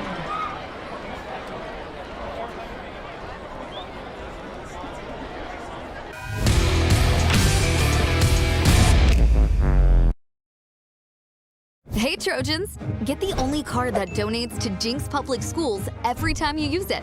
TTCU Federal Credit Union has donated more than $160,000 so far. Support the Trojans with your card today. Make every occasion unforgettable with Waldo's Chicken and Beer. From corporate lunches to special events, enjoy our irresistible dishes, including breakfast. Waldo's full-service catering has you covered. We'll handle the food so you can focus on what matters. Waldo's Chicken and Beer, catering made easy.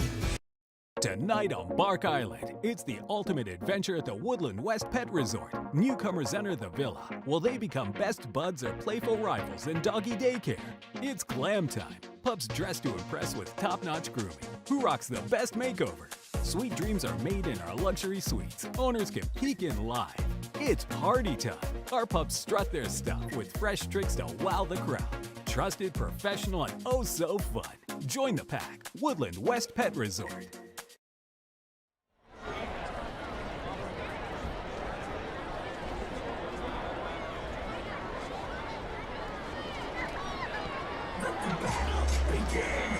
Trojan Nation, how we doing today? I'm very excited to have another conversation with our great student athletes and have a little student athlete spotlight. Today I'm joined by senior volleyball player Savannah Wright. Savannah, thanks so much for being here today. Yes, thank you. I'm so excited. Well, I'm glad to have you. Savannah, I know that you come from a family history of Trojan athletics. You know, you had a brother that played baseball and you had a sister that played soccer and you played volleyball. And so, what do you think you've learned watching them and also participating in athletics yourself?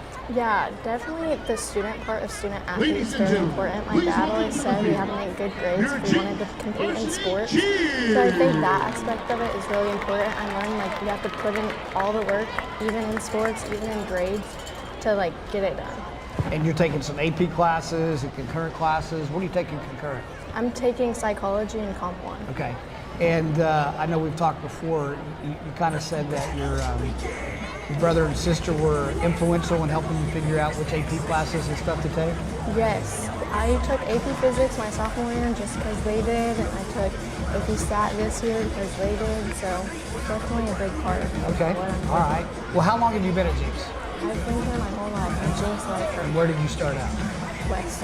West Elementary. All right. We won't necessarily say West is the best, but some people might say that, right? Okay, so that's great. West Elementary, and then obviously the intermediate and on up to here. So besides volleyball, which we'll talk about in a little bit, what else are you involved in? Yes, I'm a big part of student council. I'm the vice president, so that's definitely where I spend a lot of my time. Mm-hmm. And you're in student body leadership class. Mm-hmm. So as vice president, tell people what student council does. I know this is a big week, it's homecoming week, but what are some things that student council does that others may not think about? Yeah, we do all of the behind the scenes work, especially stuff you wouldn't even think of. Pep rallies is a big one for semester. You're planning all the games that we're doing, planning who's going to be in it, all the timing of it, and then also homecoming, like you mentioned. We are planning the theme, the decorations, the dress-up days, making sure everyone can get involved. Yeah, and then you spend time Saturday before setting up for the dance, and then the part that everybody hates, taking things down and putting things away after the dance. So I know there's a lot of time and effort in that. You're also involved in the philanthropy initiative. So tell us a little bit about Dub Week and that process for philanthropy. Yes, Dub Week stands for Donate Your Best, and it's a philanthropy week that we do second semester. First semester, we're planning out. We meet with philanthropies, choose which one we think will make the best impact in the Jinx community, and that's our main focus is Jinx base. And then second semester, we put on events like last year we did a pickleball tournament, a run. Our big one's our golf tournament to raise money and give back to that philanthropy. And so last year it was Tulsa Hills Youth Ranch that you guys did. In the past, you've done other donated philanthropy efforts to the Jenks Food Bank and helped buy equipment there. So I know you guys are still choosing which philanthropy you're going to support for this year, right? Yes. Okay, great. And we'll definitely have people on the lookout for that. So getting to volleyball, you're a senior on the volleyball team. Tonight's senior night. We're recording this on Tuesday, so tonight's senior night. I know you're excited about that. Tell us some of your best memories about being in volleyball. Yes, this year we actually, on my birthday, we had a tournament in Austin. It was a 3-day tournament.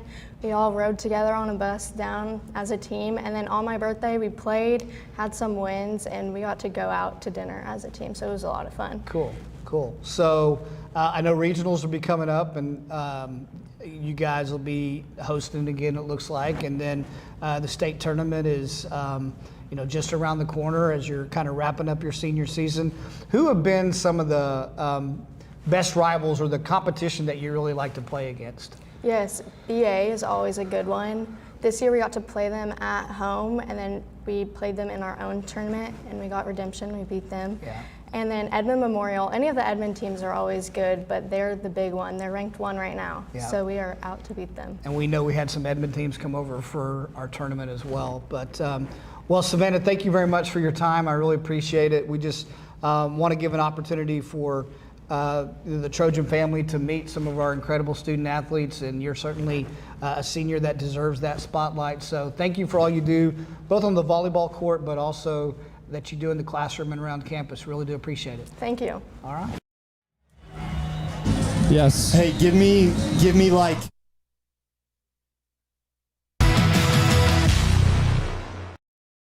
This sandwich, it's a complete game changer. Hello, this is Mike, and a little thing I love about the Chick-fil-A Pretzel Cheddar Club is that juicy chicken with that toasty pretzel bun. From the first bite to the last bite, that bun, it's crispy, cozy, just amazing. With the pretzel bun, the Dijon mustard, and the chicken, you have those 3 things together, and it makes that sweet, savory kind of combination. It's everything that you love about food rolled into one. It looks phenomenal. It tastes great. It's delicious. Real guests paid for their testimonial. Trojans are up 27-6 at halftime, and downstairs Rob Labor has a special guest with him. All right, thanks very much, DK. Down here on the field with Jenks Trojans Director of Athletics, Clay Martin. Clay, want to ask you about the recent announcement during the Bixby game of the Athletic Hall of Fame. Tell the folks out there just how that came to be. Well, thank you, Rob. We're excited about it. Obviously, you've been hearing about this for decades, right? There's always been a talk about it, and we just wanted to get wisdom from a lot of people that have been in our community and hear from those that have come before me and you and others, and just wanted to show our vision for why we wanted it. And so we're very excited to have an athletic-only Hall of Fame. No shortage of tradition, no shortage of worthy candidates. How will you go about determining who's in that inaugural class? I'm doing that? Oh, goodness. I hope, oh, man, I don't know. It's, there's over 100 years of excellence here. And to identify a first class we know is going to be challenging, but what an awesome honor it's going to be. So committee's going to work together to identify that. In the coming months, we're going to release some criteria and some things we're going to be looking at. But when you've waited over 100 years, it's going to be pretty awesome. And I know the feedback you guys have received has been really positive from the community, from the boosters, from all the alums. So we're all excited about it here in Jenks and look forward to what the next step is, Clay. Thank you very much. Yeah, thank you. We're very excited. Go Trojans. And that's Clay Martin, the Director of Athletics here. Back upstairs to you guys. All right, thank you, Rob Labor. We take a look at the halftime stats. And the Trojans rolling 27-6, Mason Prince. Yeah, looking at that offense, 2 weeks in a row, Jenks over 300 yards in the first half, playing really well. 14 first downs to 4, no turnovers by either team. And the thing that Coach Gaylor is going to look at, I bet, is that 6 penalties for 75 yards. Not what you want to see. You do do the quick math, that's a lot of 15-yard penalties, and I'm sure that's not what he likes to see. A couple of them 15-yarders for sure. And, of course, the stats brought to you by Good Sense. They cater as well. Good Sense Deli and Subs. Your Harvest players to bank on tonight. You had Luke McAnally? I did. I had Luke. Dr. Fox actually had Luke, but you ponied off of Dr. Fox tonight. I did. He did all the research. Yes, so. He did. But Luke had a great sack in the first half. Rob Labor, your player to bank on in the first half was Caleb Dillard. Yeah, probably one of his quieter halves of football so far this season, guys. I still think, they got him involved in the offense a little bit. And maybe just with that, lingering injury that he's been nursing all week, just maybe not the same kind of game-breaking ability that we're used to. But I feel like still capable of popping off here in the second half if he can get the ball in his hands a couple of times. And really, guys, we talked about it there with Coach Gaylor at the end of that first half. It just comes down to physicality. It comes down to the line of scrimmage, right? This is a game of violent real estate acquisition. And so far, the Trojans have been the more violent team, and it shows on the scoreboard. Caleb Dillard's been targeted 6 times, 4 catches, 39 yards, so nearly 10 yards a catch. But you're right, he's not up to his normal standard, which is about 8 or 9 catches a game. And here's the Jenks defense making a statement on the first play of the third quarter. Rob Labor, I think down near you, I see Caleb Barnett in the all black talking to Coach Greenwood right now. Trying to get a visual down there. I think you might be right. Vanderbilt must be on a bye this week as well as Tulsa with a complete pass here. Yep, for a first down. Curl in at the 45 and into Jenks territory. And another catch made for Ryder Murphy, his second of the night. Rob, how's the temperature out there? Is it cool? Did the rain cool it down at all? Did momentarily, but it got back up, so it's perfect right now. I would imagine we're in the upper 70s. Not really much of a trace of wind and no rain, so that one cell moved through, and it's been clear sailing, clear skies, guys. Jaden Johnson gets to the 43, a gain of 5 to make it 2nd and 5. That is his 4th catch tonight. 5th catch. Rob with a very specific weather report there. Rob Travis Meyer Labor is what I call him. Here on 2nd down, another first down. So the Broncos are getting a little rhythm here with Jaden O'Neal passing the football. Yeah, Ace Gillum right there, just a little too far off. They run a good route combination, kind of a little turnaround route, about 5 yards, turn around, and a really good throw from Jaden O'Neal to the far side of the field. And they picked up the tempo. Oh, and look at that bust. That'll be a touchdown run for Ace Gilliland, his 2nd of the night. Yeah, really good patience from Gilliland in the backfield. Waited for those big bodies to kind of get out of his way, and you see him squeeze through. Nobody in the second level there. Charleston and Dillard both playing down, and Gilliland sprints into the end zone. Ace Gilliland with the touchdown, 5'10", 215-pound senior. So not the way you want to start the second half. Extra point by Daniels is on its way, and good. How about Katie Jones laying out right there, trying to block a PAT? How many 4-star running backs you know are going to go do that? And that might not mean much right now, but it might later in the season. Yeah, it definitely might in November and December. That's for sure. So it's a ball game again, 27-13 with 10:29 to go here in the third period as the Broncos march 63 yards, and they do it in a quick 4 plays.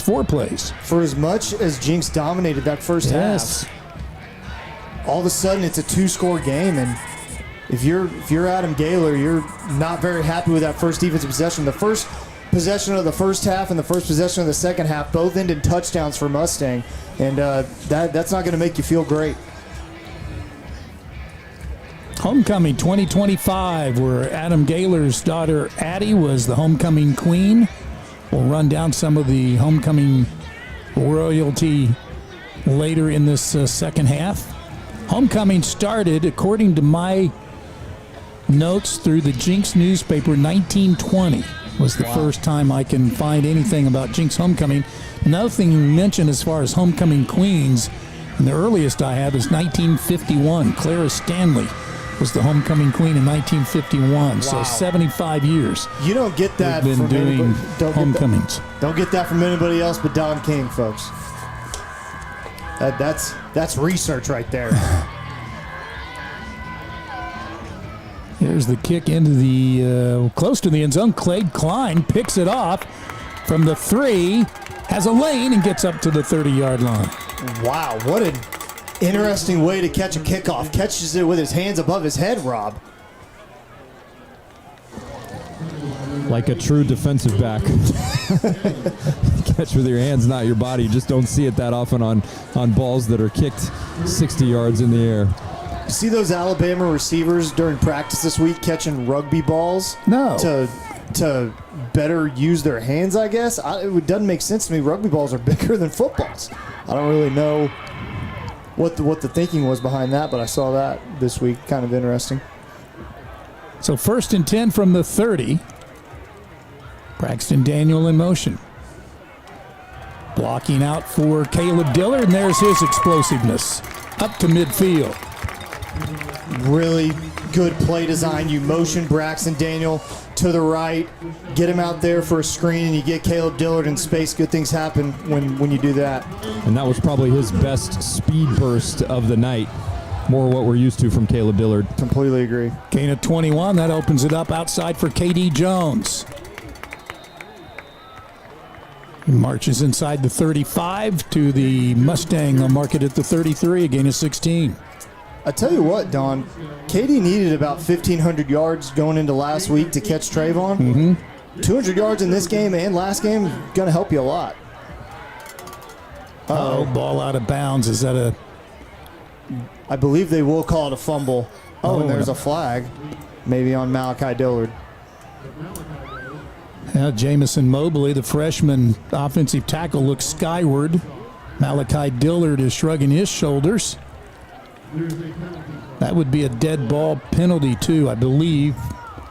They'll mark it at the 20. The ball went out of bounds apparently at the 24. That'll be a gain of 9. Yeah, Gaylor didn't see the play. He was on the bench talking to the defense, came down to talk to the ref, and the ref's telling him about the penalty, so I don't think Gaylor saw it. We have a dead ball, personal foul against Jenks. 15 yards from the fumble spot. The referee gave Adam Gaylor an explanation, which he accepted, and then found Malachi Dillard and told him needs to keep his thoughts to himself. More of an inner monologue would be preferred after the play. He just had an impassioned conversation with Malachi on the sideline there. 2nd and 18 from the Mustang Bronco 40-yard line with the Trojans up 2 touchdowns. They set up the screen beautifully. As KD get one block and another flag goes down. And KD out of bounds. And late hit, ref's going to throw the flag again. So these are going to be offsetting penalties. I don't know what they're going to get. It can't be ineligible man downfield on a screen, can it? It's going to be a late hit on KD out of bounds, though.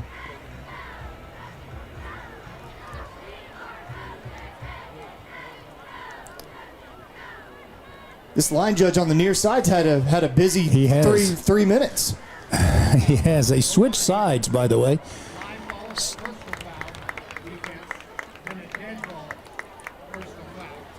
So they're both against him. Wow. Okay.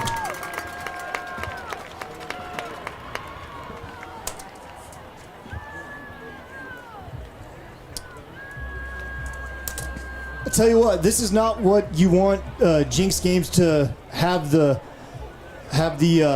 what am I looking for? The reputation. A lot of penalties. You don't want that to be your reputation. There's been a lot of penalties in the Norman game, and a lot of penalties in this game so far, and on both teams. And really would like to see it cleaned up on both sides. Because other teams will see this and bait the 100%. Trojan players into personal foul penalties. It happened last week. Yeah, 100%. I guarantee you Mustang saw it and knows that they can kind of goat Jenks into some penalties. Obviously, both those penalties not on Jenks right there, but we saw one on Malachi Dillard just a second ago. So it's going to set up first and goal from the 5-yard line. KD already has 4 touchdowns tonight. He's looking for his 5th on this carry. And he goes. Touchdown Trojans, and KD has 5 touchdowns to match what he did in his season opening win in their win against Santa Fe. Look at the Matt McCoy replay right here. Just watch KD go between tackles, follow Carson Odom.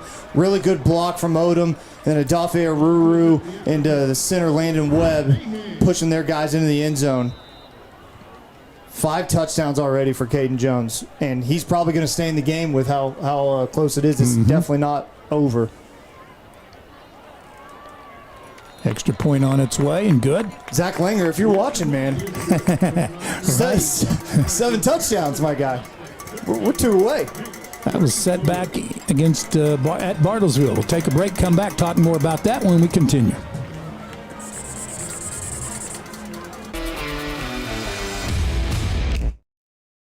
Let me tell you about this new Pretzel Cheddar Club. Hey, I'm Carlos. And I'm Ebony. And a little thing we love about the Chick-fil-A Pretzel Cheddar Club is the tangy Dijon with the pretzel bun. When I add the Dijon mustard to this pretzel bun, it takes it to a whole nother level. It goes perfectly with the chicken and the cheddar cheese and the bacon. Man, you know how much you love bacon. And I love the different varieties. Grilled, spicy, original. It gets you nice and excited for fall. Real guests paid for their testimonials.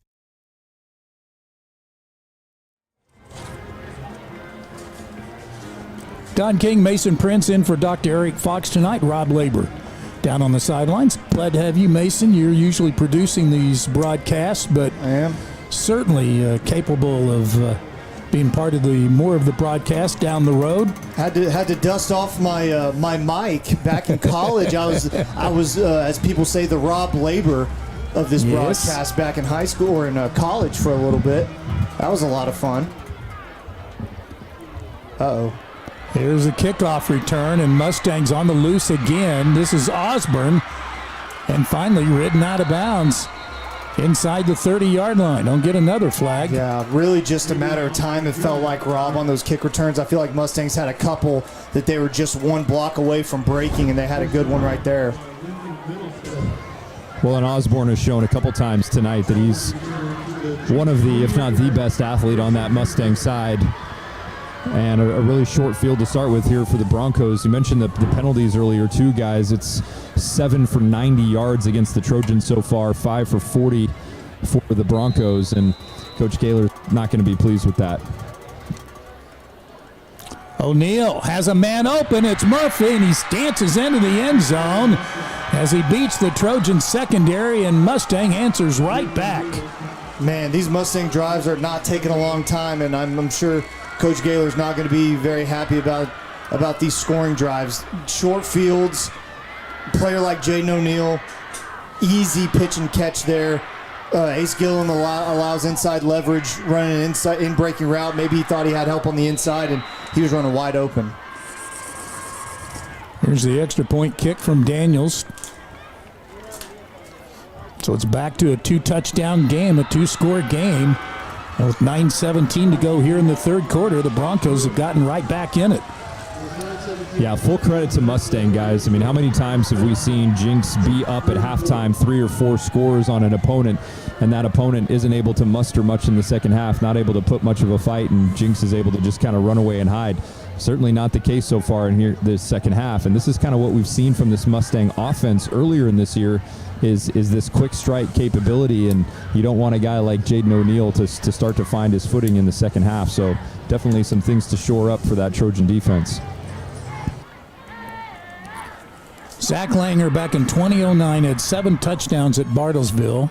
Next is Alex Ross with 6 in a semifinal game against Owasso in 2010. Wow. And then you have 5 guys to have done it. Well, 4 guys have done it. 5 scores. 5 touchdowns in the game. Rocky Kalmus in the 96 championship game against Midwest City. Richie did it twice in 94 against Muskogee and Memorial. Brian Miller was the first to do it, 1984 at Owasso for the Trojans, and KD has done it now twice in his career.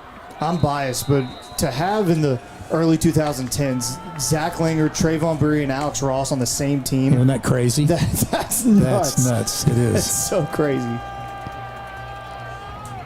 Onside kick. Oh, wow. Oh, boy. Jenks got it. Lincoln Middlestead on the recovery. Heads up play by Middlestead. Really, really good. A lot of high fives for him on the sideline. He saved what could be a disastrous turn of events right there. So his plus minus goes up. Remember, he got beat on that one, or could have gotten beat on that one pass that was overthrown in the end zone. Yep. You don't see too many onside kicks recovered. You also don't see many that are even close, guys. But credit to the Mustang kicker there, Easton McDaniel. That was well executed. That was a dangerous ball bouncing around out there for what felt like a long time before they were able to get their mitts on it. Other scores in the district. Norman is leading at Enid in the third quarter, 49-14. Moore is upsetting Deer Creek, 14-10 at halftime. Bixby won big last night, 64-7 at Edmond North. Owasso is winning easily at Westmore, 31-7, and Union is winning easily over Norman North, 16-0. Trojans show power. KD out of the Wildcat, slips by one guy, says, "Shoo, get away," and he's off and running. KD, Bulldog down inside the 15-yard line. Man, that's a great run by KD, but shout out to Clark Carricker, sprinting downfield, getting downfield blocks. If you can watch him on the Matt McCoy replay, he's going to exit your frame here, but let's see if we can catch him again. He's going to be downfield trying to catch a block. There he is. You'll see him there. Clark Carricker, really good play. So 1st and 10 at the 12 at the 12-yard line, and then KD is dropped trying to go outside for a loss. Lucky just to lose 1 yard. 2nd and 11 from the Bronco 13-yard line. And here comes Luke McAnally and Carson Odom. They're the bigger tight ends to Braxton Daniels' kind of speed option at the tight end. Luke McAnally, you'll remember, beginning of the game, dropped that 2-point conversion pass. Hopefully he'll get another shot at maybe catching a touchdown here. No touchdown passes for Kazar tonight. Not yet. KD looking down to the 5-yard line, down to the 4, maybe close to a first down. Just a really good run. That was. Really. The offensive line just taking names right now. Yeah, that left side again, Rob, just opening up holes all over the place. They're going to keep riding KD. I guarantee you number 2 is going to get another attempt right here. Coach Fox wanting some vitamin KD on 3rd and 1 from the 3. Looking for touchdown number 6. He's hit at the 1 and he bulls his way in. Touchdown Trojans.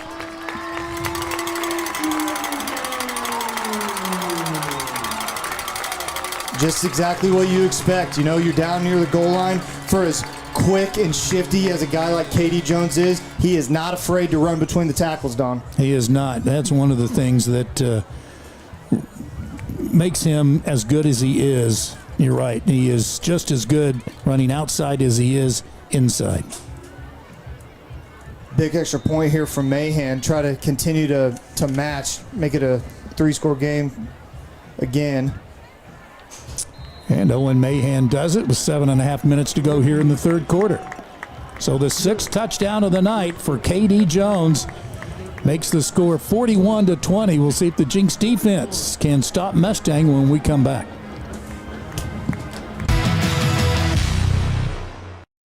Make every occasion unforgettable with Waldo's Chicken and Beer. From corporate lunches to special events, enjoy our irresistible dishes, including breakfast. Waldo's full-service catering has you covered. We'll handle the food so you can focus on what matters. Waldo's Chicken and Beer, catering made easy. At Our Best Bank, we believe financial confidence should be within reach for everyone. That's why we're here to help you plan and achieve your goals at every step. Because everyone deserves a financial partner who cares. Our Best Bank, we believe.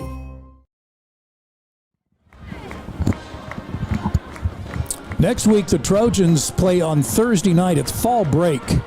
next week. So we will come to you from Edmond Deer Creek. We've never been there before. That'll be next Thursday night, 7 o'clock kickoff. We've never been there before. I was hoping you could give me some advice on what that was going to be like. I have no idea. McCord Griffin with the kickoff. Kind of it looked like they were trying to little short pooch onside kick. Yeah, kind of a quasi onside kick there. Just fallen on by Mustang, number 15 on the recovery. Looks like special teams coach Norris talking to his kicker, wasn't very happy with that kick. I think they wanted it to be a little bit different, maybe a little more bouncy.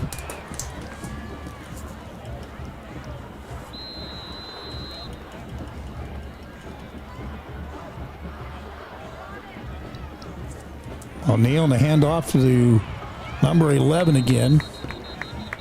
This is Jaden Reyes. Let's see if the Jenks defense can stiffen up here. We got somebody down for the Trojans. Looks like maybe a cramp. Coach Gaylor standing over him. Can't tell who it is yet. Looks like that's going to be Pierce Brand. By the way, the Trojans tonight with 6 touchdowns have been in the red zone 22 times this year and has scored 19 touchdowns and the other times field goals. 100% in the red zone's gonna not bad, is it? Gonna make you feel pretty good as an offensive coordinator. What a hire Coach Cronster was. Yes, 19 out of 22 conversions for touchdowns in the red zone. The other 3 scores were field goals. Here's O'Neal. Winding and firing, got a guy open. They left him too much room, and another catch out there this time for Jaden Reyes. Yeah, I think Carson Odom and Cade Klein had that read pretty well. They were just too slow to get out there. Yeah, Cade Klein was ready to get there, but unable to break up that pass. Gain of 18 makes it first down. Here's 21 again. This is Gilliland. He's 5'10", 215. He's tough. Has 2 touchdowns tonight. Cade Hodges getting a lot of play tonight at linebacker, number 27. He hasn't gotten a start this year, but getting a lot of play so far this game. 2nd down and 6. Man, he busts loose somehow. Luca McAnally having his hands full. Their center is a sophomore. In fact, all 4 offensive linemen are underclassmen. But they're really excited about this offensive line, and their center is a sophomore, but will be a D1 prospect, they say, by the time he is done. And they needed a yard and get it for a first down, and the line to gain midway through this third quarter.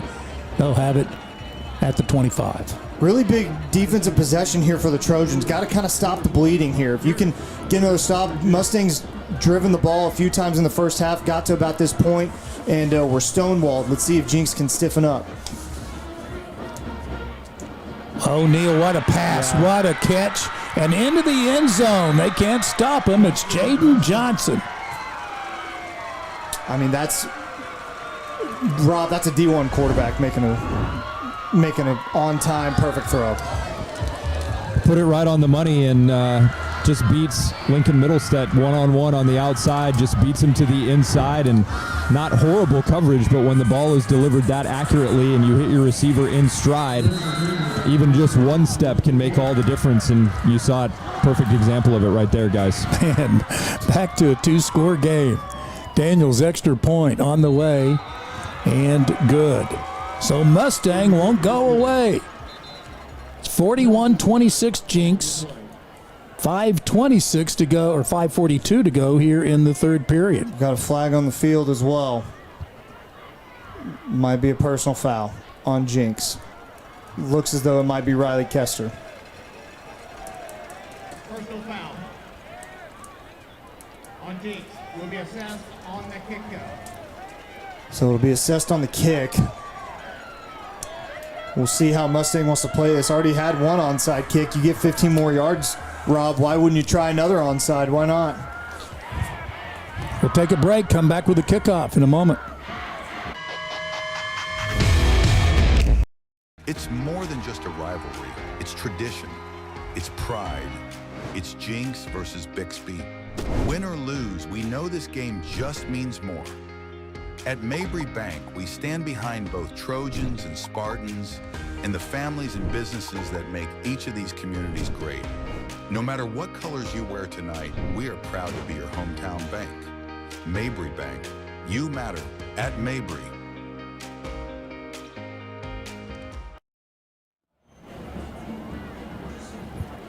So the Trojans are trying to, or Mustangs keeping pace with the Trojans. Mustang has 3 touchdowns on 3 possessions here in the third quarter. You know me, Don King. I'm not a math guy like Eric Fox is, but by my count in the second half, there have been 0 stops, and we've had 5 touchdowns in 6 minutes and 18 seconds. Yep. 5 touchdowns in 6 minutes. What is going on? We had that same vibe here with Bixby the other night. Crazy. Or 2 weeks ago. So let's see with this penalty. Yeah, you can afford another onside kick here. Why not? I mean, you're obviously struggling to stop the Trojans on offense. You got a short field here. Why not try to pull something? And the Trojans this time are ready for it, or at least appear ready for it. The kickoff brought to you by Ace Westlake Hardware, proud sponsor of Trojan football. High kick, and Klein catches it at the 22. Really good fair catch call there from Klein. Just a smart, heady play. No need to try to return that. It's a pooch kick. They're trying to get under it. Smart play. Cade Klein was part of the homecoming royalty tonight as part of the sophomore class. He was escorted by his dad, Corey. And his mom tonight. Malik Craig was dealing with some injury stuff in the first half. He's still out there at right guard. Whatever he was dealing with in the first half doesn't seem to be severe enough to keep him out. That's good to see him out there. Landon Gazar had a heck of a first half. 18 of 21 passing. Wow. And he fires this one to Cato. Flag or no? A fumble. And Mustang has it. That was the ball that popped loose. It was. Oof. Might be in a little trouble here, Rob. Need the defense to stiffen up. You see on the Matt McCoy replay here, Cato has it, makes a football move. That's a fumble. Yep. Well, and a little more troubling for this Jenks defense. One of the stalwarts of the defense so far this year has been Pierce Brand. We saw him limp off the field in that last series. He's got a bag of ice on the leg, guys. Doesn't look like he's coming back anytime soon. Okay. Looks to be on his hamstring. From the Jenks 29-yard line, O'Neal dials it upstairs, going deep, got a man, and he's out of bounds. I caught it. Wow. Touchdown, Mustang. I mean, what else can he say? That's a really, really good throw from Jaden O'Neal. Puts it only where his guy can get it and drops it in the bucket. Let's see if we can get this replay here. Ace Gillum's in good coverage, Rob. Yeah. He's right there. Gets his arm up and everything. That's just a really good play. Got to tip your cap. Yeah, I don't know if you could play that much better from Ace Gillum's standpoint. Everything you want him to do, right? Put his arm up at the right time was there. It's just a great ball and a great play by Osborne. And what you've done now is you have given just a jolt of electricity through that Mustang Broncos sideline and their visiting fans. There is a lot of belief over on that sideline now that probably didn't exist much at halftime. No, that crowd traveled well for Mustang. There's a good amount of people over there on the visitor side, and they're making some noise. You have to answer here if you're Jenks. A score is a must, and you don't like being in must-score situations. No.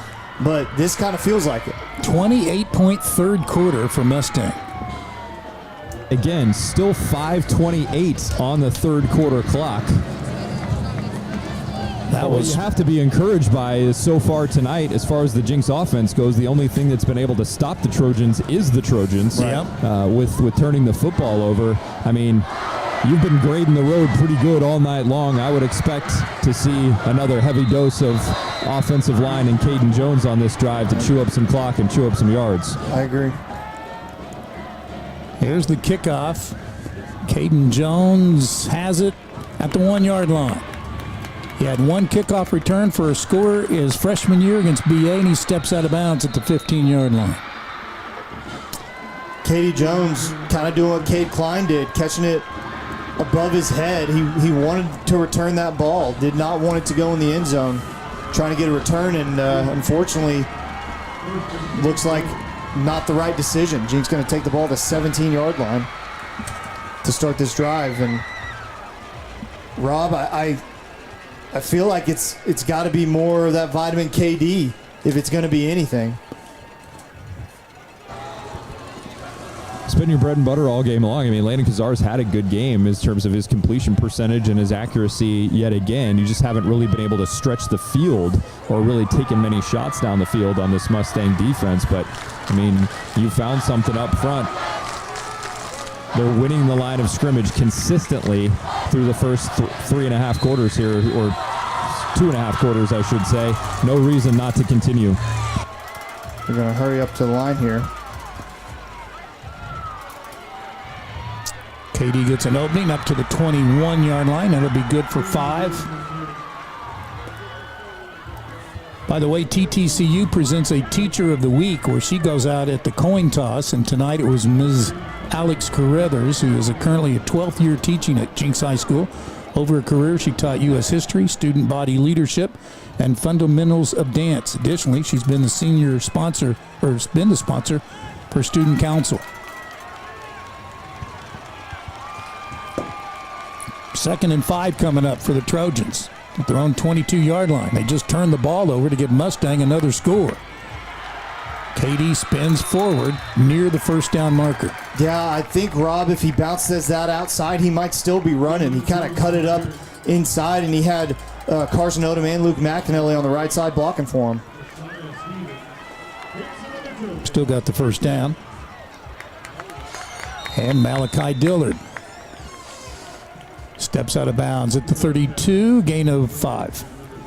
Good blocking on the edge by Braxton Daniel. They're really loving these wide receiver screens. I think it's just a matter of time before they try to hit something over the top.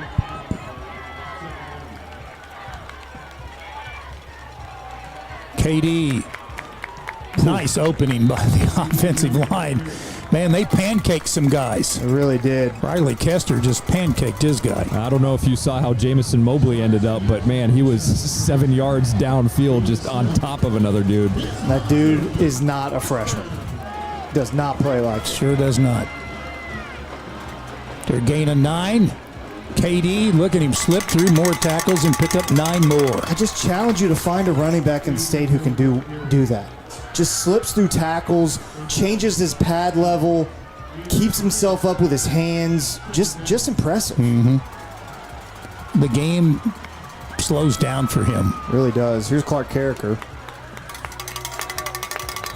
Carricker gets into Mustang territory at the 46. You know, although I'm not disagreeing with you, you wouldn't be surprised they throw over the top here in a little bit.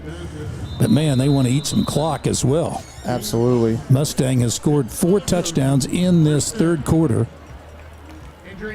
Got an injured Bronco on the field, number 8. And they scored their 4 touchdowns in 12 plays. Crazy. Chick-fil-A sandwiches are only $5 and hot dogs are only $2. We'll take a break, come back with this injury update. Jenks Trojan football brought to you by the 10 District on Trojan TV. Craving comfort? Waldo's Chicken and Beer has you covered. Sink your teeth into our crispy southern fried or juicy rotisserie chicken. And don't forget our scratch-made sides like mac and cheese plus our original sauces. So grab a beer and get clucking to Waldo's. 71st and Yale, Broken Arrow, and Anawasso. Waldo'sChicken.com. Tonight on Bark Island, it's the ultimate adventure at the Woodland West Pet Resort. Newcomers enter the villa. Will they become best buds or playful rivals in doggy daycare? It's glam time. Pups dressed to impress with top-notch grooming. Who rocks the best makeover? Sweet dreams are made in our luxury suites. Owners can peek in live. It's party time. Our pups strut their stuff with fresh tricks to wow the crowd. Trusted, professional, and oh so fun. Join the pack. Woodland West Pet Resort. Come with us to the new Meteora location on 61st and Yale. If you haven't been to Meteora before, you are missing out.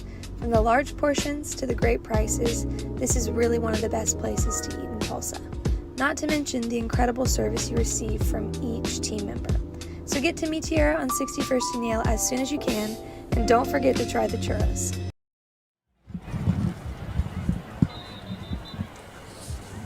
Katie Jones leading the way with 5 touchdowns.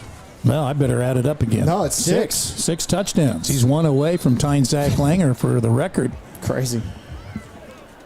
It's what's nuts is the way that these two teams are scoring. Jinx really kind of methodical drives, driving down the field, running between the tackles, and then Mustang just big play after big play after big play on their touchdowns. Jinx hurrying up, and we get a false start. Good night. Oh, man. Fans are not happy with it. I didn't see it. Ref seems confident. Point out to Gaylor who it's on. Dead ball. False start. First down. Trojans that have had a 3-touchdown lead in this game. Twice. I was about to say, how many times? I feel like it's been a couple times. Yeah, led by 21 at halftime, led by 21 here in the third quarter. A long third quarter.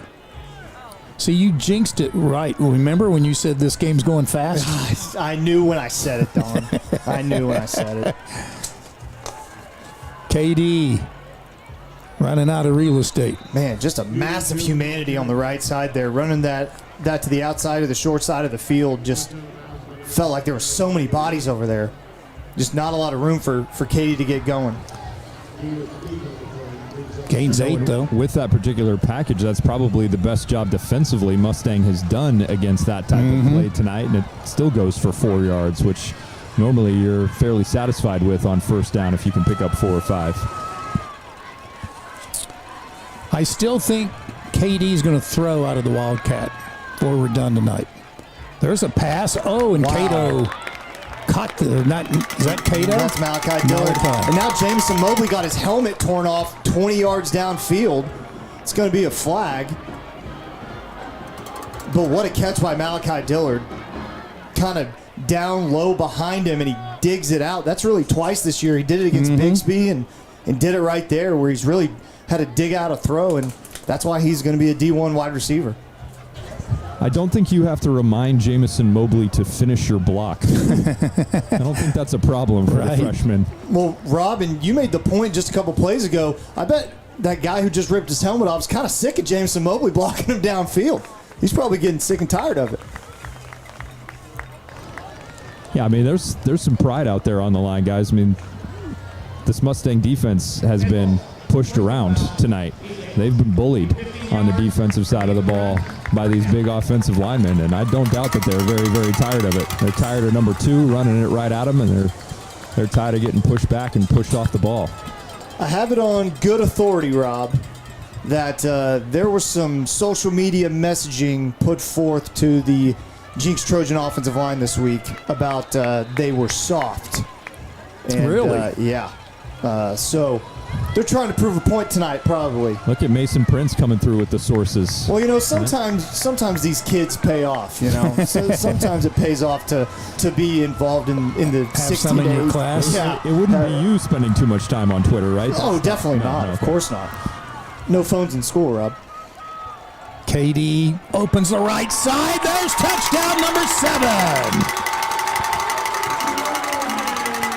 9:11 p.m. on the 10th of October. KD not only sets the record tonight for most career touchdowns, in a Jinx uniform. He's tied Zach Langer with 7 scores in a game. I mean, just unbelievable patience. And again, Rob, the offensive line just absolutely annihilating bodies in front of them, opening up holes so huge you could run through them with a Mack truck. Here's the kick by Mahan, and every kick is important. And it's 48-34 with 2:42 to go. Man, I've got to go through the record books. This could be the most offensive output by 2 teams in a quarter in Jinx history. It's a complete mismatch up front right now, guys. Just complete domination, one-way traffic, however you want to phrase it. Neither of these offenses can be stopped right now. Neither defense seems to have an answer. And all it's probably going to take to kind of put this one out of reach is for the Jinx defense to come up with just one. Yeah, I completely agree, Rob. You need one stop just to kind of get your feet back under you a little bit. Right. Because this is not the same defense we saw in the first half from the Trojans. They looked very calm, cool, and collected, keeping everything in front of them.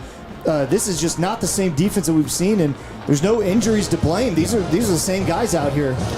Our resident stat guru, Craig Bowman, just showed me the iPad, and you know the iPad never lies, guys. Never. 31 carries, 318 yards, Goodness 7 gracious. touchdowns. Those are Thank you. straight up video game numbers. By the way, the 318 is closing in on Richie Kalmus's mark of 322. Richie Kalmus in the crowd tonight, and as he is every night. Here's one of the challenges right now are these kicks. Mustang's been getting great field position Really on these kickoff returns. Going to kind of squib it there. Oh, good tackle. job. Looks as though Zion Castleberry. Yeah, it looks as that was Zane Seeger as well as Zion Castleberry making the tackle. Really popped him right there on that tackle. How about a turnover, Rob Labor? I haven't seen one of those tonight by either team. True. Actually, I take that back. We fumbled. But how about they fumble? Now would be a good time for one. But this offense with Jaden O'Neal and guys like Osborne and Johnson, very much alive still. Still just a 2-score game. Still 2 minutes left in the third quarter. The junior... Sorry, Don. That's all right. Gilliland with another big run on first down. Junior linebacker Case Easter into the game, number 49. He's got the pink sleeves on, or pink tape, whatever it is, on his arms. Yeah, the Trojans are down some linebackers. Devin Whalen's out, and as you mentioned, Pierce Brand out. That time they gum it up. Yeah, good stop there. That's Luke McAnally in on the tackle, and now he looks like he's cramping up down on the field. Getting some help from Carson Odom and Clark Carricker. So it'll be about a third down, yard and a half. What a night for KD Jones. 7 touchdowns. And I'm glad you gave the update because my laptop, my iPad is not keeping up with the stats. I can't get it to refresh. Your stat machine is broken. It is. It's not built for KD No, it's Jones not. kind of numbers. He's breaking the stats. It's not built for 8 touchdowns in the third quarter. People need to realize he's not doing this against, I'm not going to name teams to throw anybody under the bus, but he's not doing this against a team that's 0-5. Yeah, he's not doing this against subpar competition. Right. This is a very good football team, 5th ranked team in the state, and he's having his way as well as the offensive line is. Well, you just kept thinking that sometime he'd have a game like this. O'Neal under pressure. Did he catch that? He did. Wow, what a catch by Ryder Murphy, the top 6A receiver in the state a year ago, transferring in from Norman. Wow. On 3rd and 1. I mean, we had it covered. Yep. Ace Gillum was there. Just an outstanding catch. One-handed snagged it. Gain of about 15. And then they give it to this guy, and he bowls his way for another big run. This is Gilliland. Again, he's having a big game. Yeah, again, they're playing well. Go ahead, Rob. Yeah, I was just going to say Gilliland's been sneaky good tonight, guys. I know they've hit some big plays over the top, but Gilliland's really been consistent carrying the ball tonight. It's been a good weapon for them as well. Completely agree. Trojans up 2 touchdowns, but they need a stop. O'Neal fires it out in the flat, and Middlestead can't get him, but Caleb Dillard rings him down at the 15-yard line on the catch by Jaden Johnson. He's having a big night. Man, oh man, beating Jenks at their own game. We saw the Jenks offense have a lot of success doing wide receiver screens, and that feels as though what Mustang's doing really well right now is Ace Gillum is down holding his shoulder. That's not good. This has been a very physical game for the Trojans tonight. Ace Gillum down. I'm not entirely sure who you go with at corner. If Ace comes out, I would assume Malachi Dillard gets the call.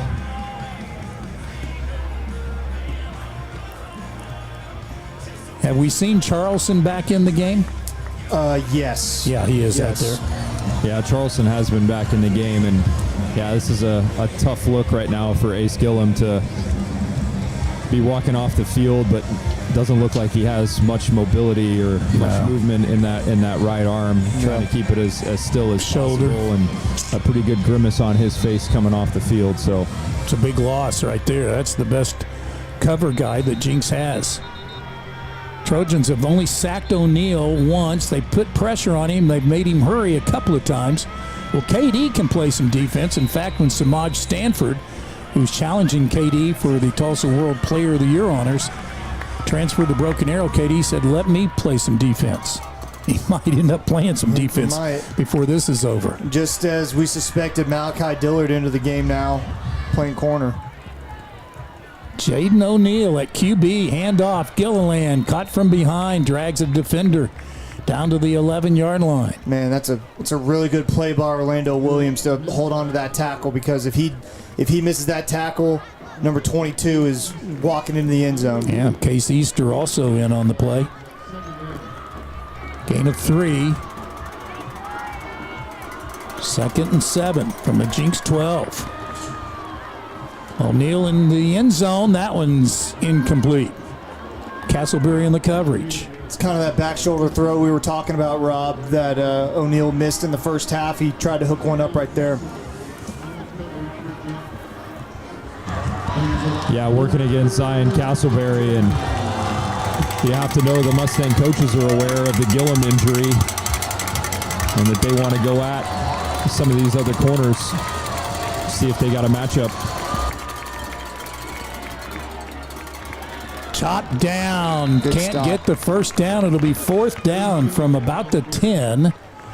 Just inside the 10, it's going to be about 4th and 4. Biggest defensive play of the game Yeah. coming up right here, Rob. Gotta get a stop right here.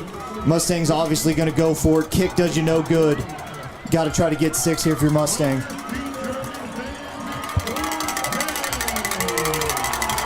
Adam Gailey jumping up and down. Sending players in motion. Man, the quarterback had a really hard count. And going to let the clock run out and talk about it heading to the 4th quarter. What a crazy 3rd quarter this has been. We head to the 4th quarter when the Trojans lead after 3 periods of play in the last 37 years. 348-6, including 87 in a row, but it's in peril. Mustangs challenging, heading to the 4th on Jenks Trojan TV. Tonight on Bark Island, it's the ultimate adventure at the Woodland West Pet Resort. Newcomers enter the villa. Will they become best buds or playful rivals in doggy daycare? It's glam time. Pups dressed to impress with top-notch grooming. Who rocks the best makeover? Sweet dreams are made in our luxury suites. Owners can peek in live. It's party time. Our pups strut their stuff with fresh tricks to wow the crowd. Trusted, professional, and oh so fun. Join the pack. Woodland West Pet Resort. Life doesn't wait for you to slow down.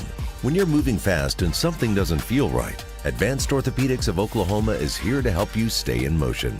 Through our combined expertise in orthopedic surgery, non-surgical medicine, and comprehensive whole patient treatment, our team has your back and every other joint too.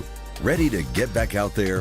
Visit AOOK.com and let's move forward together. Advanced Orthopedics of Oklahoma. Heal, recover, advance. Hey Trojans, get the only card that donates to Jenks Public Schools every time you use it. TTCU Federal Credit Union has donated more than $160,000 so far. Support the Trojans with your card today. Hi, this is Matt McCoy, former Jenks Trojan. I'm a proud Trojan sponsor this fall. I'm excited for Coach Gaylor and the team. I'd love to help you with your insurance. Please give me a call for a free quote or come by my office at 81st and 129th. Don King, Mason Prince in for Dr. Eric Fox, Rob Labor on the sidelines. Look at that score. Wow. It was 27-6 Jenks at halftime. Just an insane third quarter that's going to be remembered for a long time. Maybe not in a good way for Adam Gaylor, but in a good way for KD Jones as the biggest play of the game coming up right here for the Jenks defense. 4th and 4 from the 9-yard line. O'Neal throws the fade, and I think he caught it. Wow. Touchdown, Mustang. Castleberry couldn't. The ball was thrown in a perfect position for Ryder Murphy. Again, Rob, that's a D1 quarterback making a D1 throw. That's great coverage by Zion Castleberry. He's right there. Yeah, Jaden O'Neal knows exactly where he's going with that ball. He throws that ball before Murphy has even turned around, and it's just in the perfect spot. I don't know how you defend that. Yeah, Zion Castleberry, we saw on the Matt McCoy replay, had his arm in there. Mm-hmm. He was in perfect position. Extra point is good. We just started this fourth quarter. What is ahead? Jenks 48, Mustang 41. What a shootout. Well, we had 101 points to establish an all-time record between two schools 2 weeks ago when Bigsby was here. Man, oh man. That's tough. This Jenks defense is just reeling right now with injuries and not able to get really any stops. And Rob, I think you kind of mentioned it. I think one stop wins this game, but when are you going to get it? That was your chance right there. Yeah, 4th down play, huge opportunity there. I think I put the reverse mush on Jaden O'Neal, guys, because I was thinking at halftime when it's 27-6, like, this guy's a Florida State commit, 4-star D1. I don't really see much out of him in the first half to indicate any of that. He must have heard me. I've seen it all in the second half. I get it now. Yeah, I'm on board. I get it as well. I'm with you. The first part of the game for sure, he did not live up to the billing, but he has answered the call mightily now. He's going to get another shot at a return. There's an opening. Oh, he just gets tripped at the 32-yard line. Man, I thought he was gone. God, he had a lane. Wow. I mean, he was going full speed, Rob, and barely got shoestring tackled. He's gone if that doesn't happen. Yeah, there was a nice gap there. Still a little better starting field position for the Trojans. Mustang starting field position has been outstanding so far in the second half. Hasn't it? Some shorter fields has certainly played to their advantage. Hey, Don, forgive me from down here if you mentioned this already. Did KD pass another person on the rushing list? Did he surpass Richie Kalmus at this point? He needs 5 yards to pass Richie Kalmus for the most yards rushing in a game. Okay. Which would be 323. He's tied Zach Langer for the most touchdowns in a game with 7. And he gets another carry. There he breaks the record, so he passes Richie Kalmus with that run for the most yards rushing in a game. He's one of 3 to rush for over 300 yards in a game, joining Richie Kalmus and Josh Fidley. It's unreal. It's unreal, and it's felt quite easy for him. They keep feeding him. and they're going to keep feeding him. And they're just announcing that he's passed Richie for the all-time rushing game. How'd they get that stat? You tell them? I just ran down there. Oh, I was wondering why you ran. Osmosis. Why you ran down there. And the crowd reacts with another standing ovation. Here's Kazar, who's had a big night. But they just keep feeding number 2 because they want to run the clock. Look at that. How about that? You can just tell he's feeding off the energy, isn't he? Jeez. I mean, what a run. The guy, now he's kind of hobbled a little bit. I wouldn't be surprised if he's maybe cramping a little bit. He looks pretty frustrated. I don't know if he got rolled up on as we look at the replay. Yeah, he might have got rolled up on him, his ankle, lower leg right there. Hopefully KD's all right. He doesn't seem to be taking his helmet off as he talks to Catterson down on the sideline. Carricker will come in at running back. Out of the pistol, Malachi in the slot right. Caleb split right, and Carricker has an opening. First down, Trojans. What a run. How about that? You finally get KD Jones out of the game, and then Clark Carricker comes in with the fresh legs, Rob, and just hits that hole so hard. Well, KD deserves all the accolades and credit that he gets, but what a luxury for this offense and this team to have a guy like Clark Carricker who can come in those rare moments where KD needs a little bit of a breather or maybe gets dinged up, to still have somebody who can hit holes like that, who can find yardage, who can take on tacklers. I mean, Clark Carricker has been more than capable in that backup tailback position. Gain of 23, Carricker's longest run. He'll get another one. Boy, hang on to the football. Yeah, he got met hard right there by number 8. Really good tackle. Jenks has got to score here, Rob. You can't afford to not. Unfortunately, you just haven't been able to get a stop defensively. Gain of 4 in the last play. 2nd and 6 coming up. I said a gain of 23 a moment ago. It's a gain of 13, then a gain of 4. So 2nd and 6 from the Mustang 26. 9.5 to go as you see the clock running. Can't run fast enough, can it? No, can't. How many Don's been juggling numbers all night tonight. There's records, rushing yards, and all that. Doesn't mean anything if you don't win. Here's KD. Look at that hurdle to the 15, to 10, and steps out of bounds. Ooh, crowd was kind of hoping for a late hit there. Man.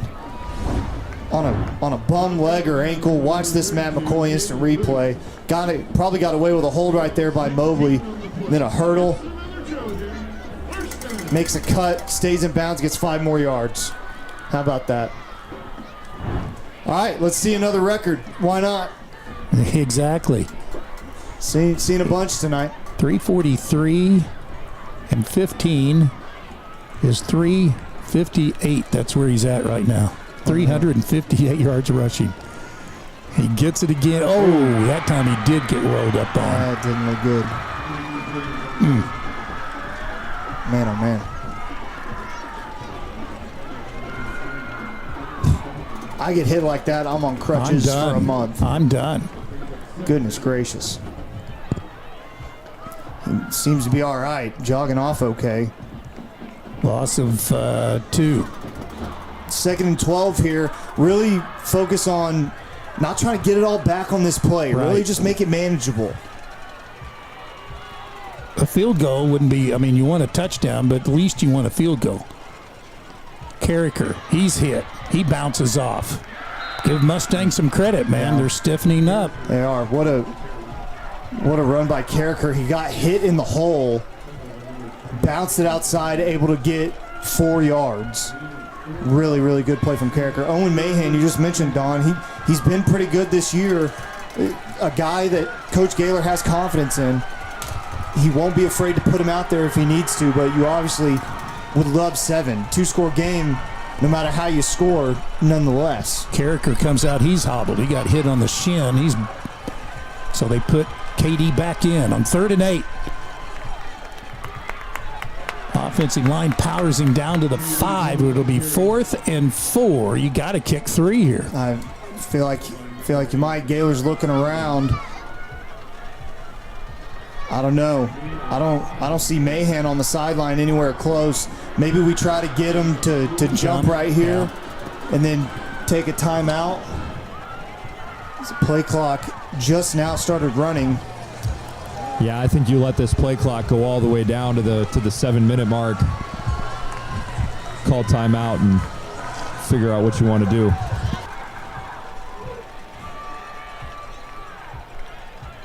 What a game between the second-ranked Trojans and the fifth-ranked Mustang Broncos. The Trojans, overall against Oklahoma City area schools, are 116-10 in their history. Wow. They've lost 4, though, in the last 5 years or so to Oklahoma City area teams, but all here at home. The last time they lost in Oklahoma City area against Edmond, Norman, Putnam City schools, any of the schools in the OKC area, was 2002 in the quarterfinals to Westmore. Coach Fox hates it when I bring that up. I was just about to say, he doesn't like that, He's does he? shrugging his shoulders right now. I can hear him right now. Well, tomorrow it should be another good game. OU Texas at 2:30 on ABC. John Mateer probably going to play. Looks like it, doesn't it? Yeah. Probable to me means probably going to play. Yep. That's what that means to me. Kind of a weird week for OU football. The secrecy of practicing inside and hiding Mateer and always questionable, and now he's probable. And is he going to play? He hasn't done good on good work all week. What does that matter? He's John Mateer. What does that matter? He played with a broken wrist. Yeah, against Auburn and played well. Yeah, so just fascinating that he had a literal surgical procedure. 3 weeks ago? Yeah, 3 weeks ago. Yeah. And he's got a chance to play in the biggest game of the college football weekend. Well, here you go, Rob. I'm kind of surprised. Unless they are going to try to get him to jump off sides. They got that beef. I think they got that beef package in. Here we go. 4th down. Katie looking for room. He can't get there. Mustang is held with 6:54 to go. I thought that might be the opportunity to throw the ball with KD.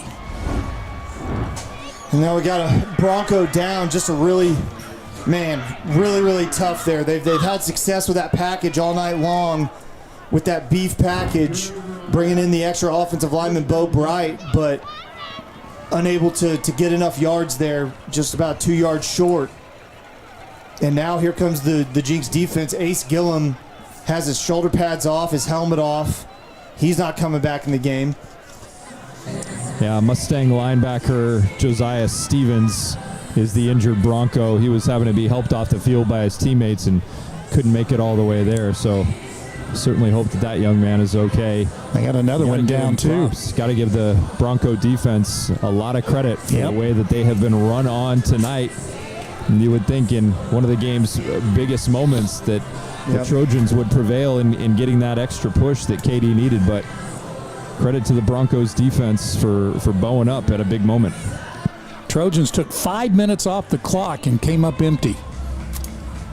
I'm just really shocked they didn't put Owen Mahan on the field, try to kick there. I mean, you never, that works out. You're a genius. It doesn't work out, and you are pretty mad about it. So you can't really fault the decision. But you got a short field. Could be a pretty good kick for Mahan. He's been good this year. Go up by 2 scores, but instead now you're fighting to try to keep this lead. I would not be shocked if Mustang marches down the field. If they score, they go for 2. Would not be shocked. Yeah, good point. The only somewhat positive out of all that is you did drive the ball deep into their territory, and now they take over in the shadow of their own goal line, which puts a little added pressure on the offense. But nothing has slowed down Jaden O'Neal and company in this second half. Riley Kessler trying to get the student section going, get them fired up. This crowd has kind of trickled out over the game. Probably thought the game was out of reach, but here we are with 7 minutes left. O'Neal play action, throwing deep. Oh, and he's got him open. He got past Castleberry and out of bounds. It's one of those back shoulder throws Castleberry doesn't get his head around, and a good receiver is going to make that play as Luke McAnally's down cramping again. Man, oh man. Another well-thrown ball from O'Neal. Good protection up front. That's where it starts. Yep. And again, they found something that they like in that matchup against Zion Castleberry. And he's been in position to make plays. Again, guys, the coverage has not been horrible. It's not like guys are just running free. But these receivers for Mustang just keep stepping up and making monster catches. Sure do. That was Jaden Johnson. Again, a 43-yard pass play. Goodness. He's had a big night. He really has. Well, Luke's up okay. Boy, they haven't been able, you're right, they just have not been able to put any pressure on this quarterback. They have one sack tonight, I believe, and that was Luke McAnally in the first half, and since not able to do that. Hope everything's okay. Seems to be a fire truck outside the stadium. Assistant Athletic Director Manny Nightingale out there patrolling the situation. Trojans have been beaten up tonight. You've got one guy on crutches. Ace Gilliam has got his shoulder pads off. I believe that's Pierce Brand on crutches. Pierce Brand doesn't even have his jersey on anymore. Second leading tackler on the team. 1st and 10 after the 43-yard pass play at the Jenks 42. Mustang trying to tie it midway fourth quarter. O'Neal winds and fires. Nice open field tackle there. They've ran that play a lot, Rob, and they run that two-receiver hitch route combination to the far side of the field, and you always think he's going to throw to the closer one. That Jenks has always jumped that route, but it's always the far guy who's open. Gain of 7. So they got it down to work with. Look out, it's picked off! That's what they needed from Cade Klein. And the Trojans get the ball back, and the sophomore comes up big with his interception. Cade Klein, Mr. Right on time with the pick off of Jaden O'Neal. He read it perfectly, Rob. Dropped into coverage. I think he bluffed a blitz and dropped into coverage, and O'Neal never saw him.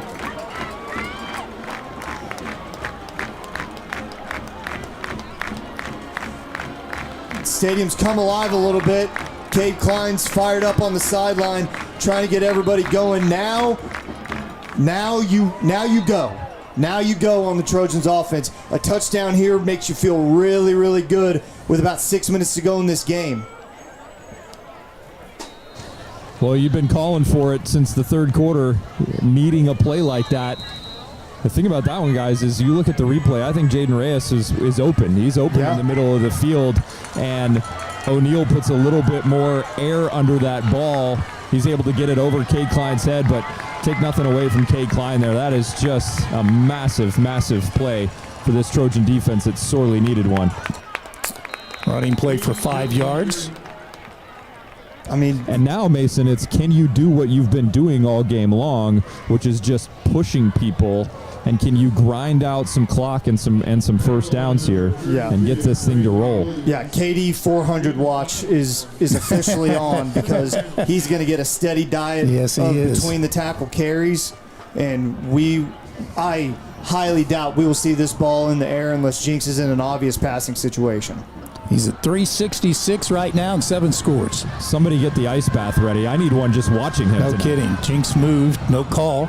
KD powers his way close to the first down, a yard shy. Tick, tick, tick. Yeah, you're absolutely right, Don. Jenks moved early. They didn't catch it.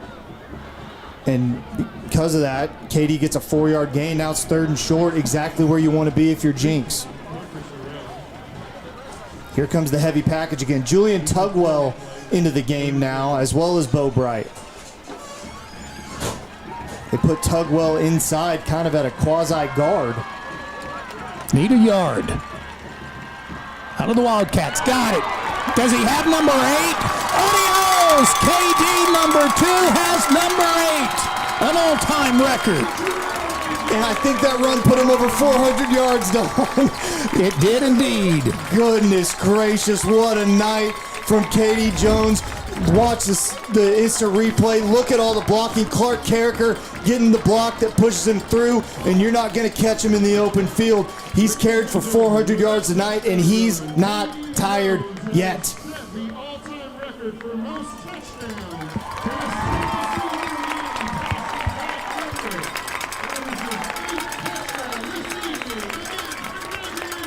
Another standing O. Well, I expect him to have sometime this season some sort of breakout game. But boy, I didn't expect over 400 yards rushing and 8 touchdowns. How can you? Who expects that? Because the way that Jenks plays, they pass the ball. You wouldn't expect that from a team that's so balanced that Jenks is. And I mean, they're doing a steady diet. You mentioned Landon Kazar's stats in the first half. He was like 18 for 21. It's not like they're not throwing the ball. And KD is just, he's unstoppable. Again, 8 touchdowns on the night. KD's comment coming off the field, guys, it's not over. Not over yet. Still 4:45 on the clock, and he's right. Love the mindset. It's still a 2-score game, and we know what this Mustang offense has been capable of tonight. So it's great that you got the turnover. It's great that you turned it into points. Time to refocus and try to put an end to this thing once and for all. Here is a crazy reference tonight. The running backs coach for Mustang is Peyton Scott. He holds the 6A record. He played at Sand Springs, was an all-state player, and holds the 6A record for most rushing yards in a season. And I think he had 8 or 7 touchdowns in a game for Sand Springs and holds their single game record. I'll have to look it up. Wow. But I think it's right around 450 or so. Kind of serendipitous. Little squib kick here. Jenks is not, oh, wow. Look at this. Jenks got burned on this earlier in the year. Not this time unless flags are down for a face mask. We'll see. Rob, did you see that? Was that a face mask, Rob? I couldn't see a face mask being grabbed. I like the call, though. That's courageous, man. So that's another 15 yards, and again, really good starting field position for the Broncos. Man, even when you're helping yourself, you're not helping yourself. They run a trick play. They're trying to get something going. You sniff it out, and then you give them 15 more yards on top of it. It's just brutal. Coach Gaylor's not going to be happy about that. Just to recap, Don, let me see if I have this right. So KD has set the record for most touchdowns by any Jenks player. Right. He has set the record for most rushing yards in a single game. Yes. He has set the record for most touchdowns in a single game. In a career. Mm-hmm. And in a game, right? Yes. In a single game. He needed 3. Am I missing one there? No, he needed. I'm talking about touchdowns in a single game. In a single game, he has 8. That's the all-time record. Right. And most in a career, and most rushing yards in a single game. Correct. And probably most pickle juice drank on the sideline on cramp. All right. O'Neal goes to work. Look at, he's got a man open, and he fell down, fortunately, at the 25-yard line with 4.5 to go. Jenks looked to be in cover 2 right there, playing his own defense, left the middle of the field wide open with a too high safety, and Jaden O'Neal deciphers that pretty quickly. Well, Jaden Johnson with another catch. I don't have his totals tonight, but he'll be in the record books. Crazy. Gets another one. Tries to go outside, but can't do it. So there's that play again, Rob. They run 2 hitch routes to the far side of the field.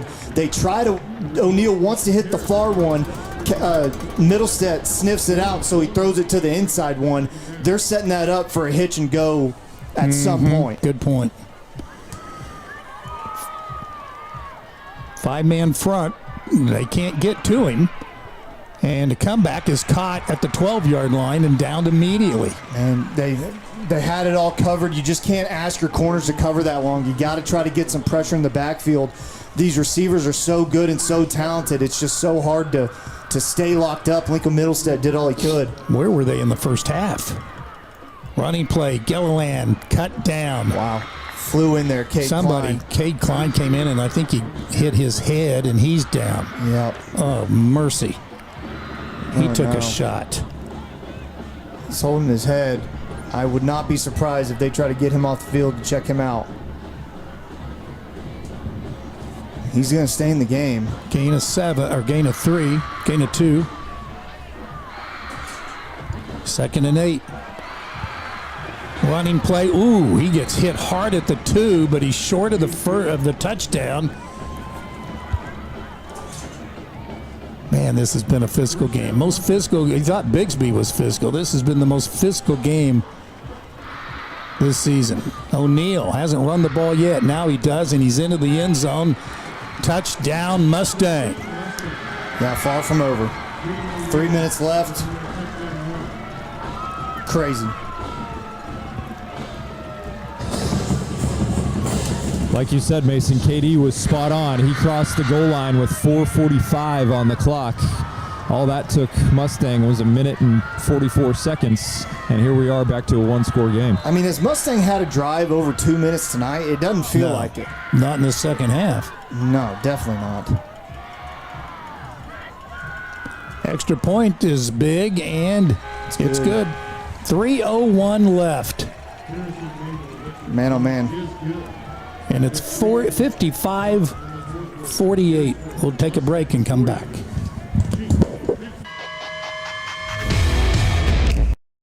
It's more than just a rivalry. It's tradition. It's pride. It's Jenks versus Bixby. Win or lose, we know this game just means more. At Mabry Bank, we stand behind both Trojans and Spartans and the families and businesses that make each of these communities great. No matter what colors you wear tonight, we are proud to be your hometown bank. Mabry Bank. You matter at Mabry.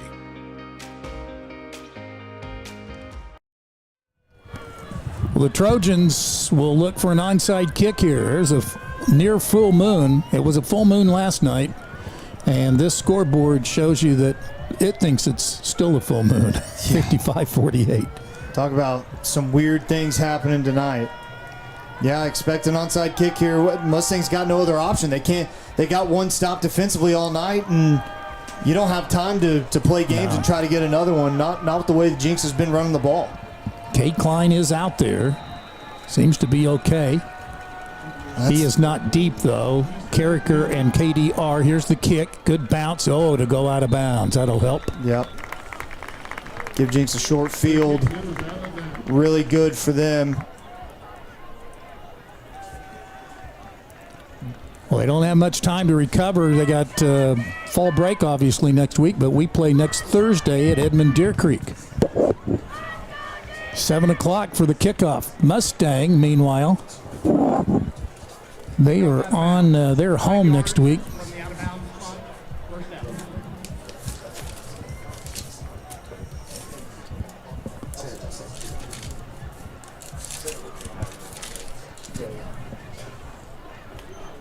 They are home to Edmond North. They host Bigsby in 2 weeks on the 24th.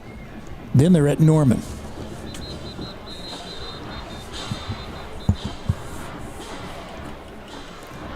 All right. You've got Landon Webb at center, Malik Craig at right guard, Riley Kester at left guard,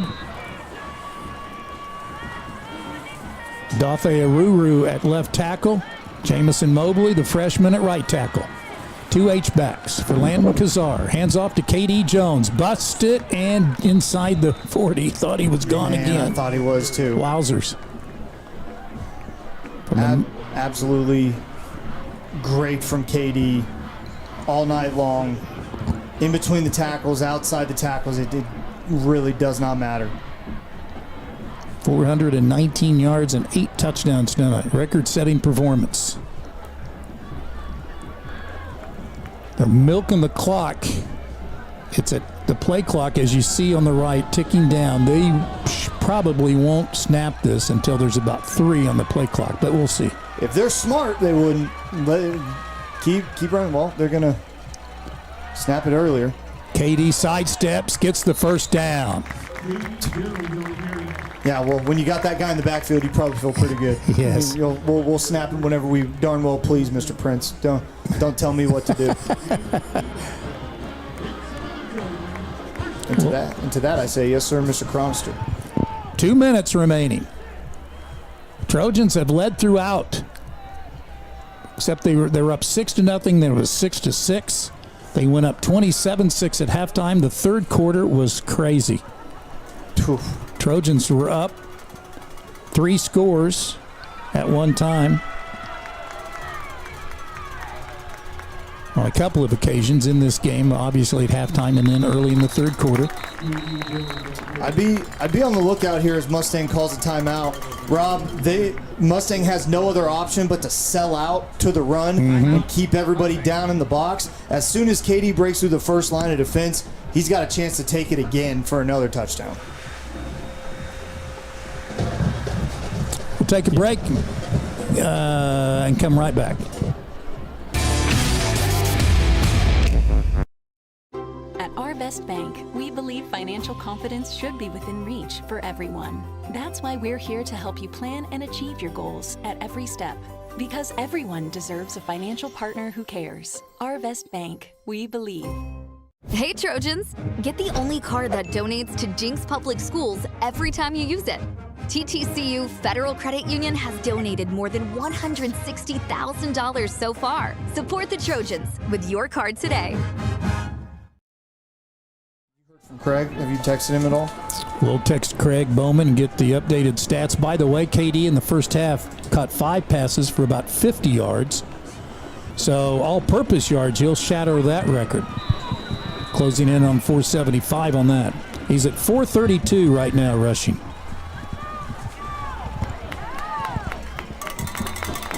And they probably need one more first down to ice it. We'll see. Mustang with 2 timeouts left. They're going to go ahead and take one here. That's a first down, so that might have done it, despite the timeouts. Yep.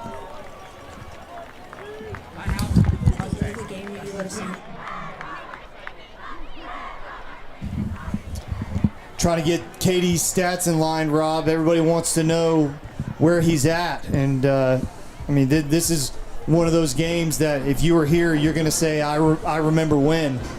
And I'm just glad to be here with you guys tonight. Same here. I wish our buddy Eric Fox was here with us. Eric, we know you're watching. We miss you, brother. Hopefully you're enjoying this game with your family, and look forward to seeing you back soon. I've got unofficially 44 carries, 439 yards, and 8 touchdowns. 44 carries. Go ahead, Don. 439 yards and 8 touchdowns. The most rushing attempts in a game. I believe Chris Jones had something like 50 in a game. While we have a quick second, guys, I just wanted to give one more shout out to Eric Fox. Not only do we miss him, but he deserves huge kudos and a big pat on the back for all of his work in putting together the homecoming parade. Absolutely. That is not an easy thing to head up, and he does a great job every year. Out of the Wildcat, KD, just looking for a little room to plop down. I don't think he's looking necessarily to score 6 here. He wants to melt the clock. This Mustang's burning their last time out. Yeah, what's another touchdown when you got 8? The win is what you want here. I don't want to see them have the ball again, quite frankly. No, not at all. Not with the way they're moving the ball. No.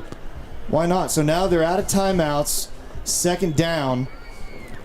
Play clock's not 40 seconds, so you can't really do that math. It's kind of up to the referee's discretion with it being a 25-second play clock. You really need a first down here to secure the win. I've got to add up how many plays. I said they had 5 touchdowns and 12 plays in that third quarter at one time. Jeez. Isn't that sick? That's impressive.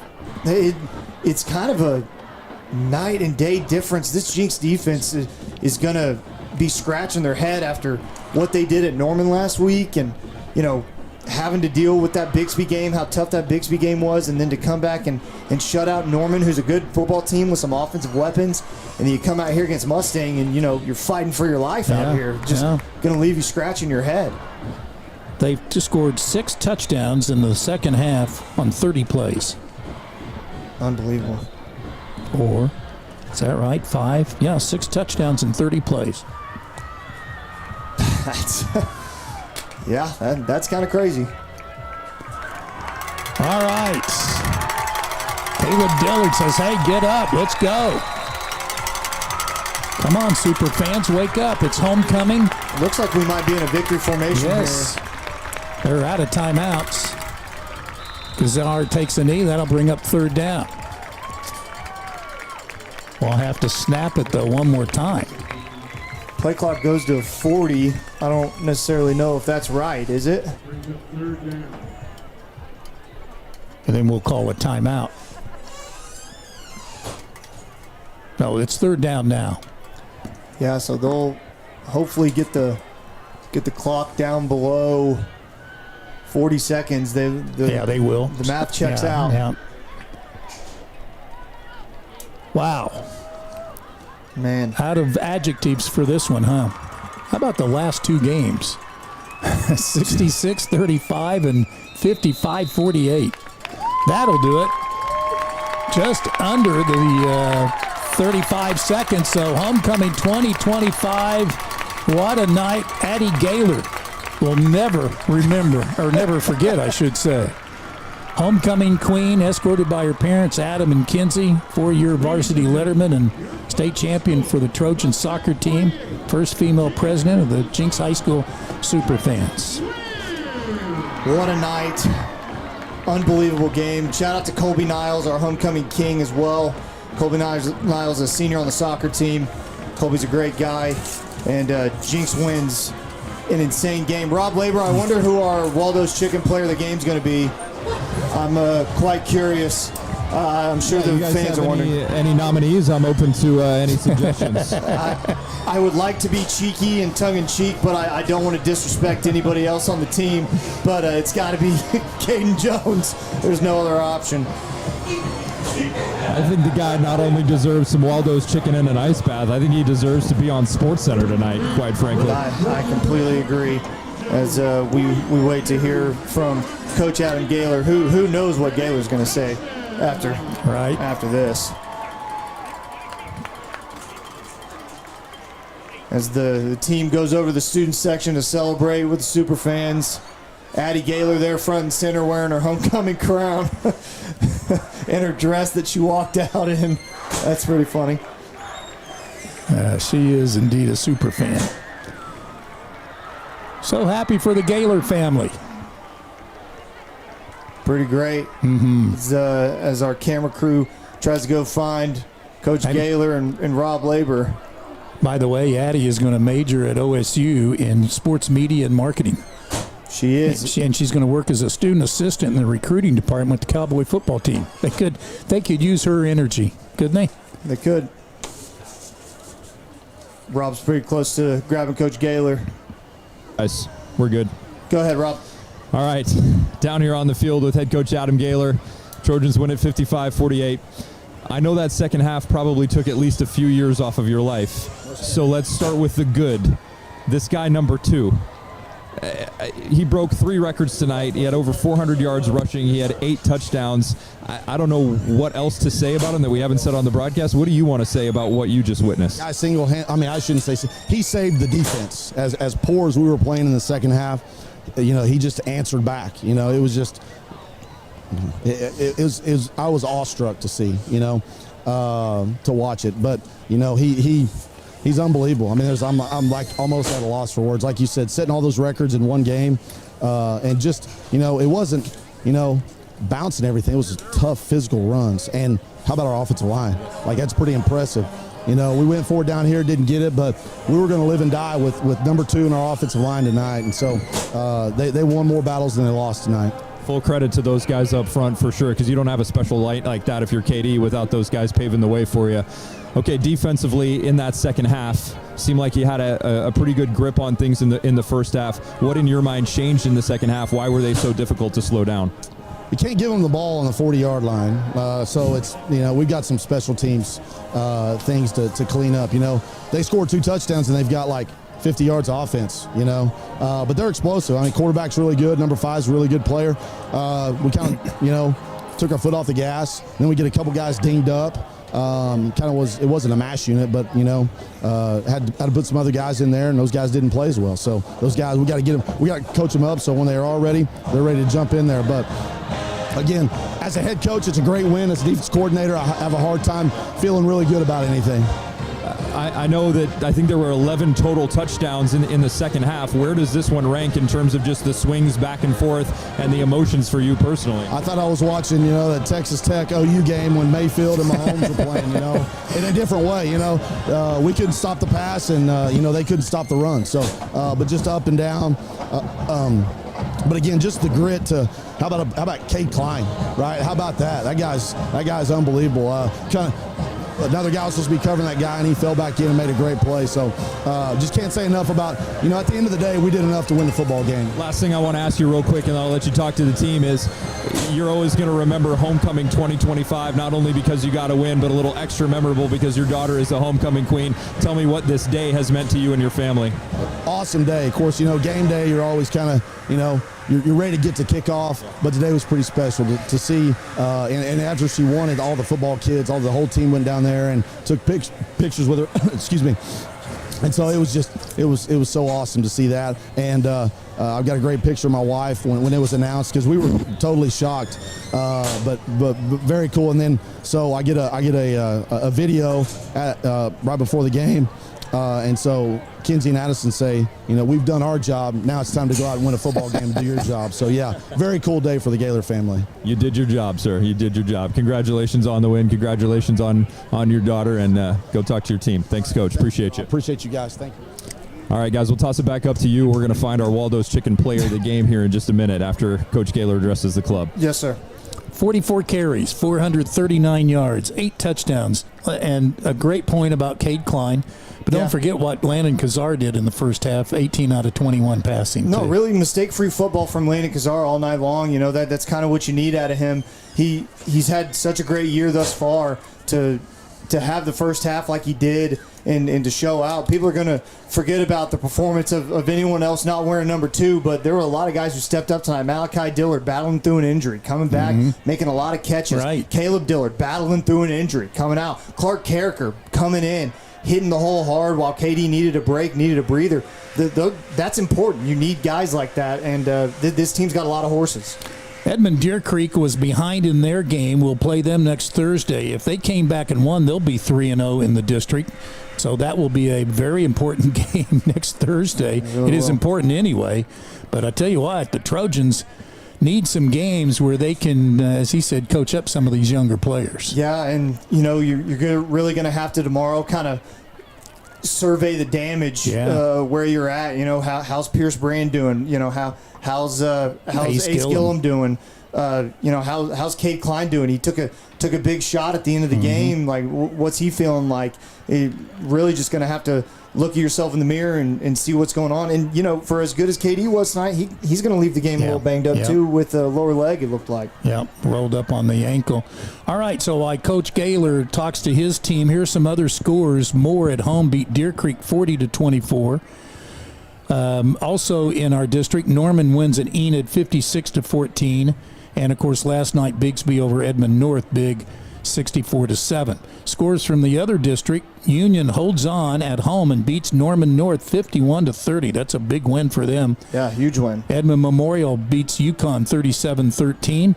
Broken Arrow beats leading Santa Fe 38-20 in the fourth quarter.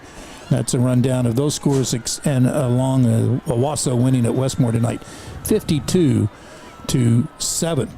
So the Trojans indeed will go to Deer Creek Thursday night and then back here 2 weeks from tonight against the Moore Lions. And then Halloween night, we get to 3 weeks from tonight. We get to go to Enid and then close out the home season, regular season, November 6th, the Thursday night against Edmond North before the playoffs start. But the Trojans win a crazy one here tonight, 55-48. It is the most points ever scored between two teams in this long history of playing Jenks football for 109 years. Wow. Not crazy on this field. That's nuts. For a long time. I think they started playing here back in the 1930s, so nearly 100 years on this field. KD asked me real quick, guys, if he could get a picture with his offensive line on this record-breaking night. Of course. So I told him I think he's allowed to do that. Yeah, sure. Why not? That makes a lot of sense. And Coach Gaylor's right, and Mason, you and Rob pointed it out many times during the game. What a job that those guys did. Landon Webb at center, Riley Kester, Malik Craig at the guards, Jamison Mobley at one tackle, Adafe Aruru at the other.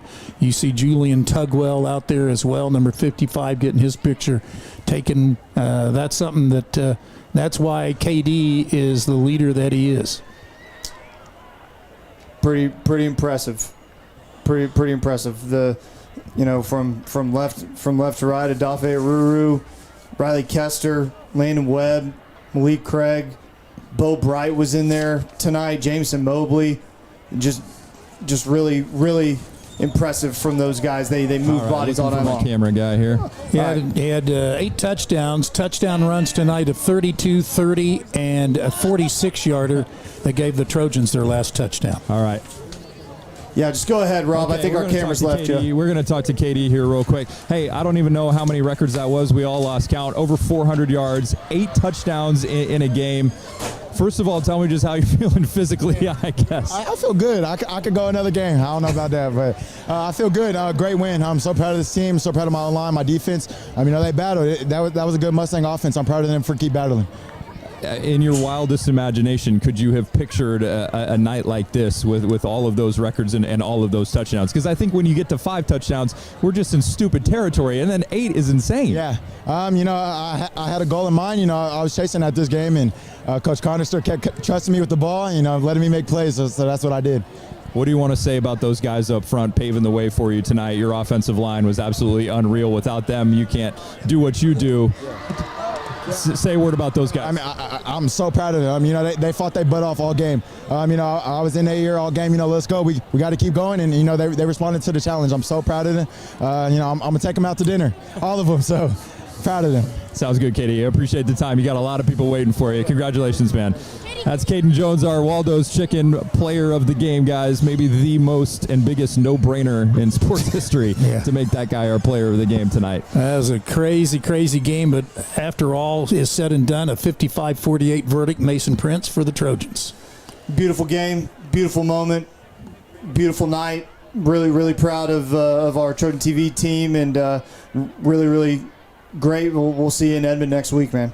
All right, so Deer Creek next Thursday night. Hope you enjoyed it as much as we enjoyed bringing you this 3-hour broadcast tonight, as the Trojans were tied just once and kept holding off Mustang and held them off the final minutes. 55-48 the final. For Dr. Eric Fox, he'll join us hopefully next week. For Mason Prince, Rob Labor, and the rest of our great Trojan TV crew, hope you enjoyed it as much as we enjoyed bringing it to you.